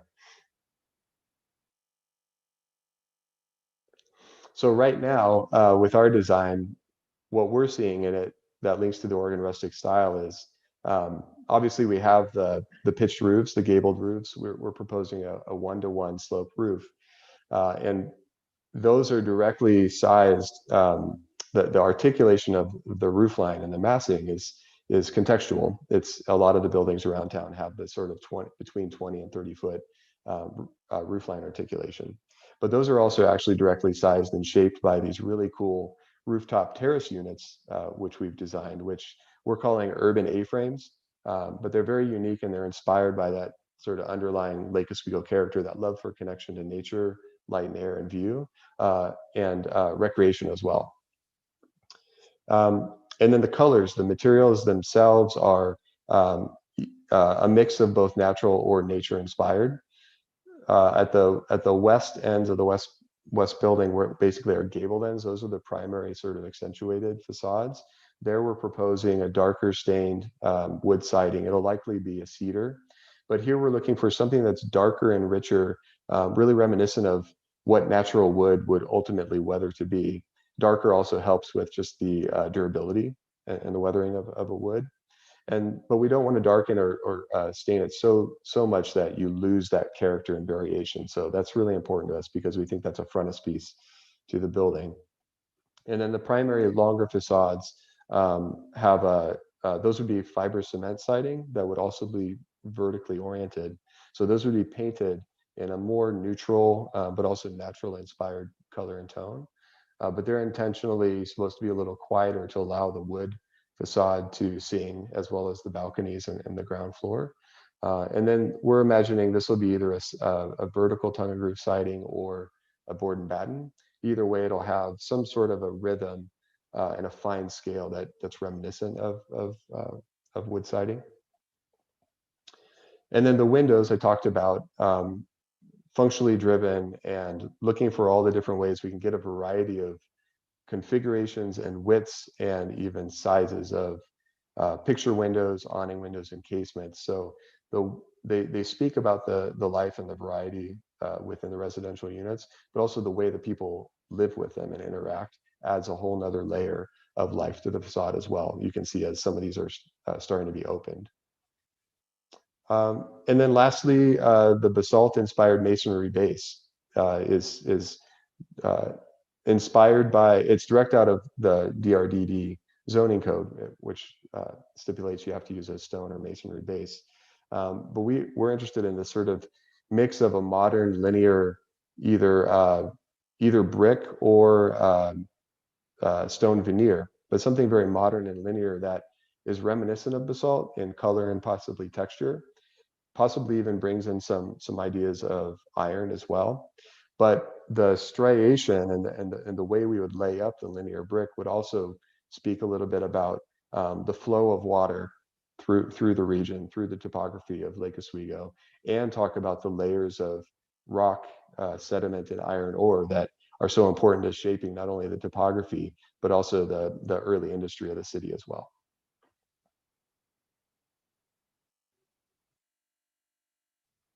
Thanks, Scott. Thank you, Chris. Hello, everybody. What I wanted to start with in talking about the hotel was just starting where we left off last time we saw you a month ago.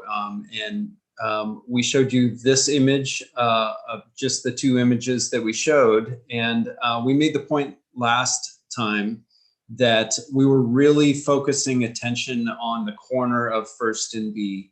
And we really saw this building as different than the multifamily, and then it has one principal entry that really anchors the corner in a different way than the multifamily project does. And so this idea that there was a single entry that is both an entry to a restaurant on the right or on the east side and to the lobby of the hotel on the left, that is on the south side of the building, was key to the design and still is. Now, this covered outdoor space is also large enough to be seasonal outdoor seating. All of those aspects still hold in what I'm about to show you today, but you'll be able to see that the design has evolved quite a bit. And when we started, when we started the design of the hotel, the first thing we did was look at the Lake Oswego code, digging deep into the code to try to understand the intent of what the code was asking for, the planning code that is. And in particular, in thinking about which of the Lake Oswego styles we were going to pursue, and made most sense with the program of the hotel. As Corey mentioned, we are really looking for variety in the streetscape and to really bring a sense of vibrancy. That variety really improves the pedestrian experience. So we very intentionally wanted the hotel building to be different than the multifamily building. And it was really appealing to us to think of a lighter color in contrast to the multifamily building that would really draw attention. One way to say that is to really make an extroverted building that would really stand out here at the top of the hill, be visible up B and up First, especially from the south anchor. And so what you see on this page is on the left, all the text here. I won't go through all of this, but this is quotes directly from the planning code appendix A, talking about the arts and crafts style. And we selected arts and crafts because it seemed most consistent with what we wanted the hotel to be able to do, to be an extroverted building, to be in contrast to the multifamily project. As Corey and Chris mentioned, we were really attracted that the arts and crafts style looked to local traditions and nature as opposed to looking to classical ornament for inspiration. Natural materials, craftsmanship. We were also very impressed by the mentioning of the code of two architects in particular that were important to the development of that style. A fellow named Charles Voisey, who is an English architect, and a local architect named Wade Pipes, who was heavily influenced by Voisey. And I'll come back to them. Steeply pitched roofs, asymmetrical, usually one roof sweeping closer to the ground, casement windows, arches used for accent, the use of stucco, particularly white stucco, and a simplified English vernacular form. And what that really means to us is that we have gables and we have hipped roofs, but in many cases, the eaves are even stripped off, and it's just very simple form, kind of like the beginning of modernism. But in really looking at those examples, we really latched on to some other things that we were seeing there was a repeated pattern in those historical examples we were seeing. One of those was one continuous material from the ground plane up to the roof. And a second was that material tended to be light in color. And that provided a really clean canvas for the plantings on the ground to stand against and really be featured, or even plantings that grew on the face of the building to be featured. And it's also a canvas for playful windows. These buildings tended not to have a grid of windows, but they tended to have a lot of variety in windows in different sizes and shapes, and different sizes. And critically, the arches mark the entry. And we see this many examples in the style of this. And as you can see on this page, these are works by Voisey and Wade Pipes, the local architect. And I'd like to in particular point to the center bottom photo, which is designed by Wade Pipes, that is there in Lake Oswego. And you'll notice all of these things that I just mentioned in the last two slides are visible there. Roof asymmetrical, sweeping close to the ground, arch used to mark entry, continuous use of white stucco from ground up to roof, simplified vernacular form. So that is where we were really starting and thinking about what style are we going to make the hotel, and what really led to the design you're going to see in the next few slides. We're also really impressed by the arts and crafts architects being inspired by the nature and local traditions. And to us, that means the nature and the traditions of Lake Oswego. And so when we say nature and we say local traditions, what we're really talking about is, for example, Mount Hood, that is visible and will be part of the view from the hotel that's up there on the hill. We look to Mount Hood because it inspires the form and the color of the building. And turning to nature is really, we believe, one way to make timeless architecture that is beyond the style, that is something deeper, and people associate it with the kind of awe that they are struck by when they are in nature. So turning to something like the mountain for inspiration just makes a deeper kind of architecture and pushes the boundaries, as Corey said earlier, in Lake Oswego. We're also turning to Willamette Valley basalt as a contrasting material to that really light color. And then turning to local traditions, as Chris mentioned, historic lumber industry, historic steel industry. We are looking to those to really inspire some of the warmth and detail in the building. So all of those together are the nature and local traditions we're thinking about as we have been developing the design. So in this image that you see here, here's the view from the southeast as it currently stands. And the one feature that probably stands out the most, that is different from what we showed you previously, is the introduction of some arches at the corner, at that really anchoring corner. And they seemed appropriate at first, right from the idea of the arts and crafts style. And so it was something that we really wanted to tap into to be consistent and to be faithful to that style. You can also see a number of features, the asymmetry, as opposed to the multifamily building that really has a number of gables of similar kind of visual importance. You can see we're really anchoring the corner with a form that's kind of inspired by the mountain, where we really draw attention to this one moment above the main entry. You can also see that we are introducing a number of balconies. What we noticed about the arts and crafts style is the balconies tended to be subtracted from the form as opposed to being added to the form. We call those innie balconies as opposed to outies. And you can see a number of those balconies on the upper right and on the upper left. So let's talk in a little bit more detail about the arts and crafts style and how we've interpreted it in this building.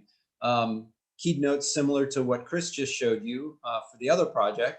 Number one is nature-inspired form and material. Again, we're turning to arts and crafts, but we're also turning to the mountain. An extroverted building that really stands out. And we're interested in the color white because it really changes throughout the day depending on the angle of the sun and even the color of the sunlight.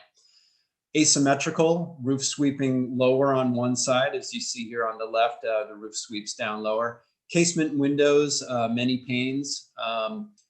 Each of our window openings are playful and are not arranged in a grid, and they are each divided, and there are operable windows as well as balconies. There's a prominent chimney feature, which highlights a fireplace that will be in the lobby. You notice we're doing the stucco, white stucco from ground up to the roof, and that is very intentional. And we acknowledge that the DRDD asks for different material at the base as well as above. So we're asking for a variance in that particular case. And again, the arches mark the entry. Zooming in a little bit here on our new corner, giving you a sense of the scale of those arches. And what you'll notice here is that the arches are asymmetrical. So this might be something that you only notice upon approaching it or walking by the building, but from a distance, they seem more like conventional arches. You'll also notice, and I'll show you a little bit more of the arches in a moment, but you can see that the arches come down on the with a structured corner, which is allowed by the planning code, landing on a basalt base or a basalt-like base. And we envision the same material that is being used across the street. So that's part of the relationship that we're imagining between these two projects on both sides of First. And this is, of course, the outdoor seating area seasonally for the restaurant, which will have its main entry here, as well as the entry to the hotel lobby. Here's more of an elevational view of that arch. And what you really start to see here is the asymmetry that you may not notice from a distance, in that we're taking inspiration from some of the natural forms in the mountain to think about how an arch could be really unique to this building and unique to Lake Oswego. And we really like the idea of that asymmetry playing in the light and changing over the day in a play of light and shadow that'll be really interesting and unique. We're also thinking about the scale of exactly how we make that arch. And I'll kind of go back and forth here. We started with an idea of a faceted arch where, we are considering making a smooth arch or making smaller facets. So that is part of the work that is still to come as we develop the design in thinking about the extraordinary level of detail that we want to bring to the arches and the other openings in the building. Here's another view. This is looking from First, looking southwest. So this is kind of the north side of the building. What I want to point out here is that we have voluntarily set back the building 10 feet from the north property line. That is not required by the planning code, but we've chosen to do that because we believe that that creates a unique relationship to the surrounding buildings. There is a condominium known as 555 that is on the same block that really cherishes its views to the east and Mount Hood. And so this setback of 10 feet is really preserving a view corridor for the people in that building. And it provides a pedestrian cut through from the alley to First. So in one kind of design move, we're really acknowledging the neighborhood and listening to them to make a development that fits really well into the neighborhood. And this is kind of the opposite view from B, looking northeast. And you can see here that there are hotel rooms on all four sides of the building. So there isn't a back of the building like you might see in some other examples of hotels, but we really see the whole building as a front of the building. You can also see here how we're kind of eroding the form with these subtractive innie balconies here. Again, really giving emphasis to the anchored corner at B and First. Here's an aerial view from the southeast. And here's where you really see a fifth floor that we're also asking for a variance for. And these fifth floor rooms will be really excellent luxury rooms that have views to the east of Mount Hood. And you start to see one of the features that we're really excited about in this building, that is a courtyard or a light well right in the middle of the building.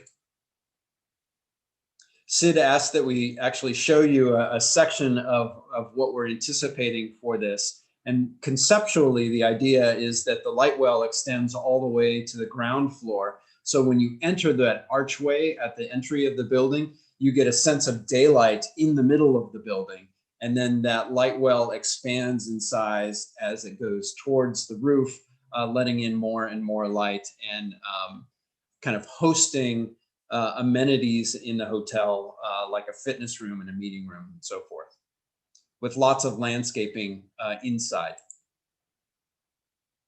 And here's another view from looking southwest from above B. And again, you can see that light well in the fifth story rooms.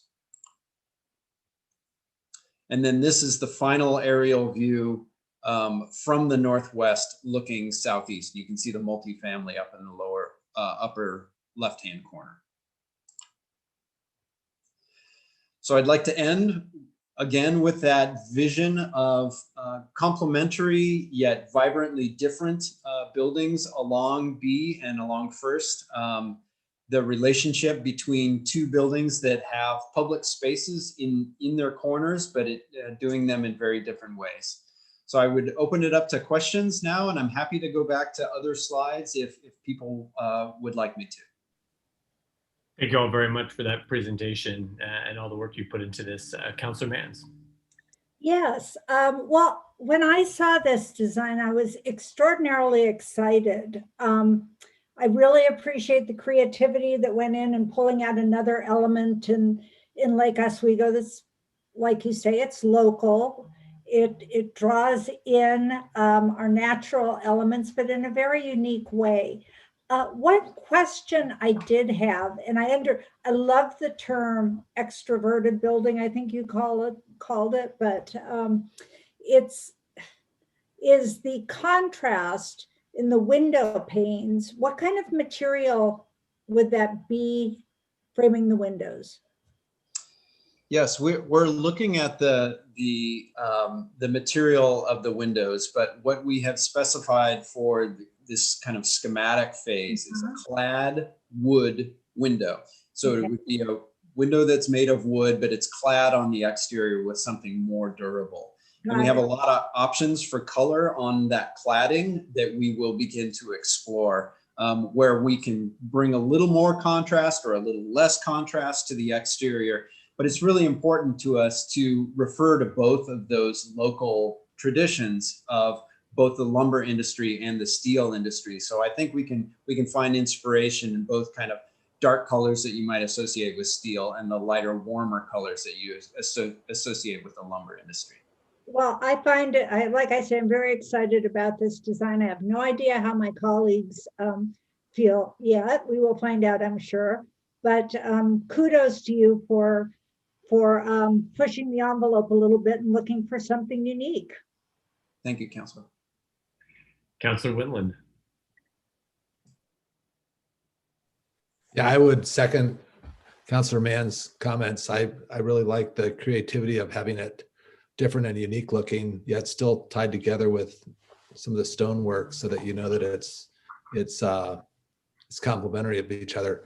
Is there, so on your archways, the one that we have in our packet is you're still playing with those, but it's I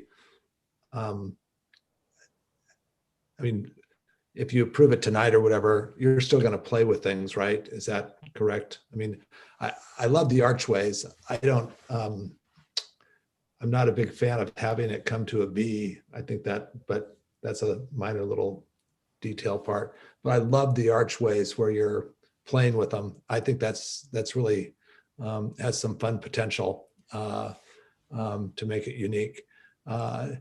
And I guess my question on this has the foliage on it. Is that a definite has to have?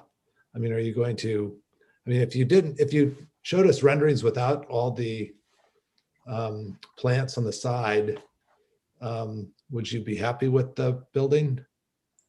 Because I don't know if you're going to have it green 100% of the time. So is that an optional thing with the green or? Yes, thank you, Councilor. That's a really good question. At Hacker, we really believe in connecting to the landscape, as Corey said, and we really believe that the landscape is a really important element in every design that we produce. So we do see the landscape as key. We are showing a lot of kind of climbing landscape, and I think that as we think about the design and work with our landscape architect to determine what plants will be most happy in the microclimates on the different sides of the building, we may see more landscaping in a certain area and less landscaping in another area. So I just want to reserve the idea that the landscape will probably change, but I do believe that the building form and ideas are strong enough to stand on their own, especially in the first couple of years as the landscape starts to mature. There's plenty of variety, play of light and shadow that I think it will be a lovely facade. Does that answer your question, Councilor? Yeah, no, it does. And I think I think the building has to stand on its own because, you know, who knows what our environment is, the times of the year. I think that's important. One question on the height variance, and Sid, you might be able to answer this. I mean, is this a variance that could get, I mean, if we tacitly say this is a great idea and go with it, is that something that could be a stall point? Because I know UDP wants to have this done as soon as we can, and I don't want to have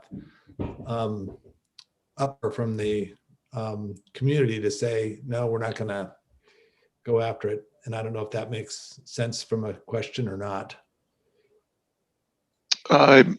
Certainly this is, as we've discussed, this is kind of a preliminary endorsement, if you will, and it does have to go through the public review process through the DRC.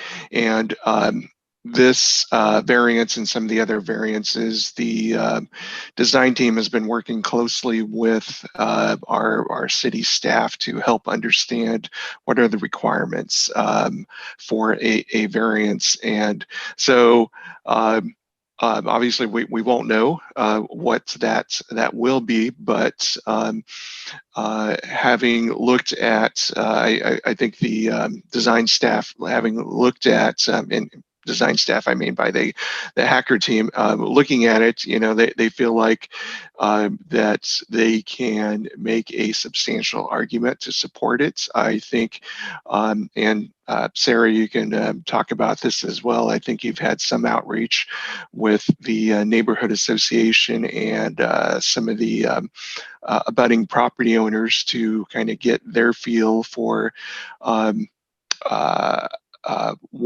if this is something that would fit into the overall design and into the variance process. And so certainly this is one of those things that is unknown, and but I think it's kind of helps create kind of that uniqueness in the building, and has somewhat of a low impact, if you will. You won't be able to see it from B Avenue or First Street, as you can see in this elevation, but certainly it may have a little more visual impact off of the alley. Okay. Yes, thank you, Sid. Oh, go Sorry. ahead. I Thanks, just Sarah. want to make one additional point relative to your question, and that's that the variance request will be for an additional story and not for additional height. So we are staying within the height limit that's prescribed in the zoning code. And I just think that's an important distinction here, since that's an area that can often be sensitive. And as Sid said, we have had some good preliminary discussions with the neighborhood association and staff about this. So, you know, obviously variances come with a level of risk, but as we've talked this through with staff, you know, we feel like there's a strong argument in favor of at least the, you know, the groundwork for the variance. And, you know, we'll go into that process with the land use process, knowing that that's part of, you know, that there's some calculated risk associated with a variance. Okay, well, and I personally, I think with your innies, if that's not your architectural term versus outies, I think it looks fabulous, and it scales a building in a very nice way, so that it doesn't have big and bulk. So go for the innies. I mean, I think that was a great concept and an idea, because it really, I don't know, from my look at it, it makes the scalability a little bit more demure and not as imposing. So I wouldn't have even known that you were higher the different levels. I think that it works out. But anyway, I'll let the other counselors chime in. Counselor Burdick. Yes, thank you so much for this presentation. And I just want to say, I really appreciate the thoughtfulness of this design. And I think we're creating a unique downtown, and not a downtown that could be anywhere in the city. I think so often, as Councilor Wendland and Mans kind of alluded to, you can get these buildings that look like they could just be placed anywhere. And you're really creating something that's unique and meaningful to our city. So I just want to commend you on that and just tell you I really appreciate that. And I like the tweaking of the arches. I think that's really cool, what we're seeing there. And I also appreciate kind of the allowing the pedestrian walkway on the north side. I think that will be something that will be very nice for the neighborhood. And it kind of goes to what we're trying to create also within our community, which is a walkable community where people get out and engage with one another, and you're hitting all those different elements.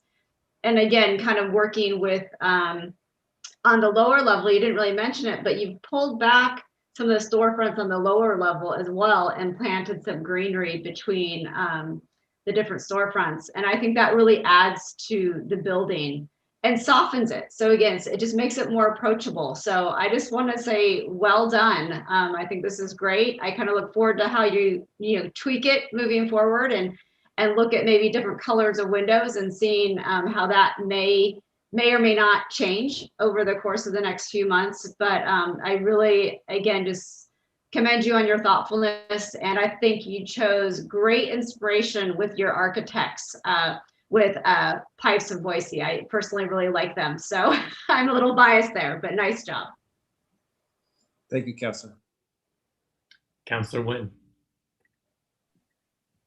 Oh, thank you. A wonderful presentation. Just I feel like I have my own little architecture lesson on Northwest or Oregon rustic, right? So thanks for that mini lesson.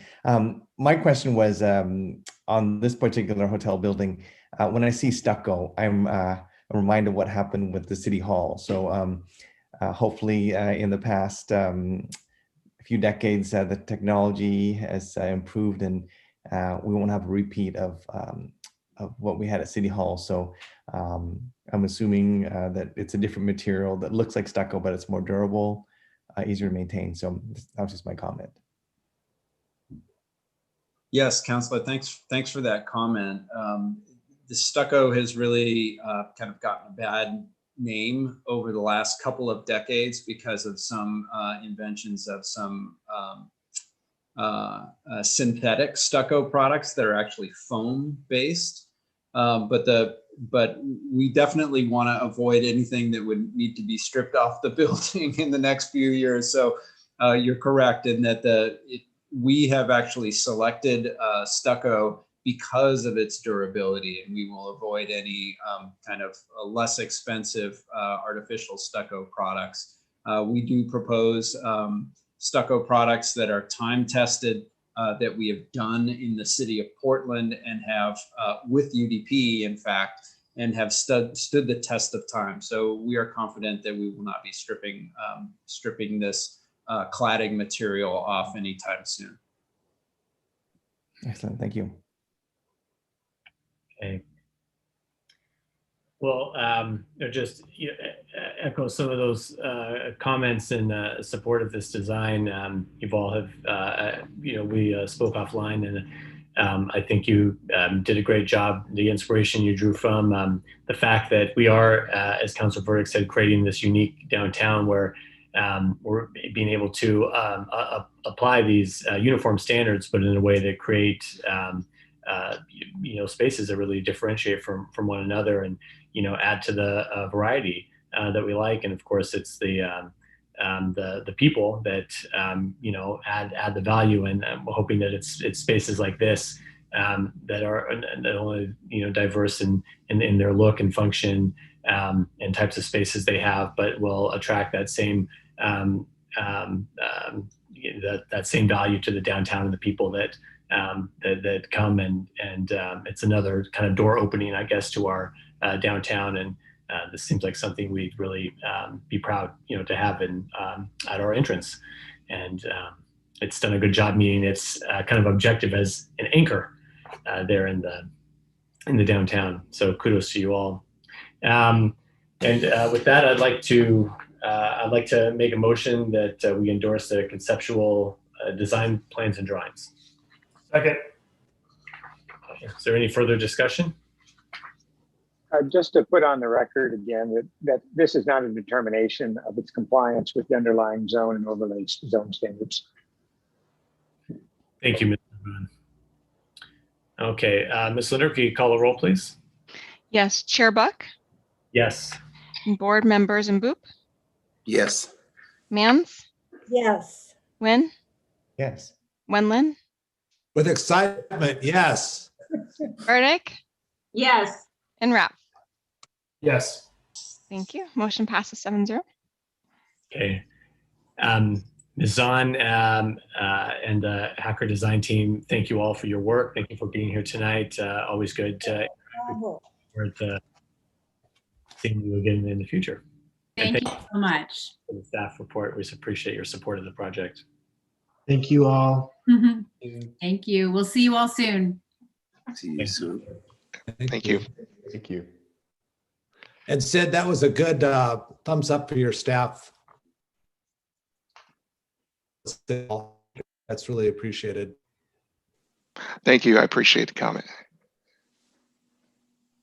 Okay, next on our LORA agenda is approval of the LORA meeting minutes from February 18th and March 2nd. Councilor Willen, thank you. Moved. Second. Is there a second? If there's no second, I'll second. Councilor Mans, got it. Okay, any discussion? All right, Slender, please call roll. Chair Buck, Yes. board members and Boop, Yes. Mans, Yes. Nguyen, Yes. Wenlin, Yes. Burdick, Yes. and Rapp. Yes. Okay. Motion passes 7-0. Thank you, Ms. Linder. That concludes the LORA meeting. We are now adjourned, and I will now call back to order the City Council meeting. We are going to go into executive session. I'm going to ask Mr. Boone to please read us into that meeting. Thank you, Mr. Mayor. The Lake Oswego City Council will, the Lake Oswego City Council will now meet in executive session pursuant to ORS 192-662D and F. That is to conduct deliberations with persons designated by the governing body to carry on labor negotiations and to consider information or records that are exempt by law from inspection relating to those labor negotiations. Designated staff shall be allowed to attend the executive session. Representatives of the news media are not allowed to attend. I think there's no other members of the audience that are in the Zoom session. No decision will be made in the executive session. At the end of the executive session, the council will adjourn. No other public business will be conducted following the executive session. Thank you, Mr. Mayor. Okay, thank you, Mr. Boone. So we are now going to conclude the broadcast portion of this meeting. Council members, we have a second Zoom link to sign into, so we're going to sign off of this. But for anyone watching, this will conclude what we'll be broadcasting. So we'll all just take a couple minutes.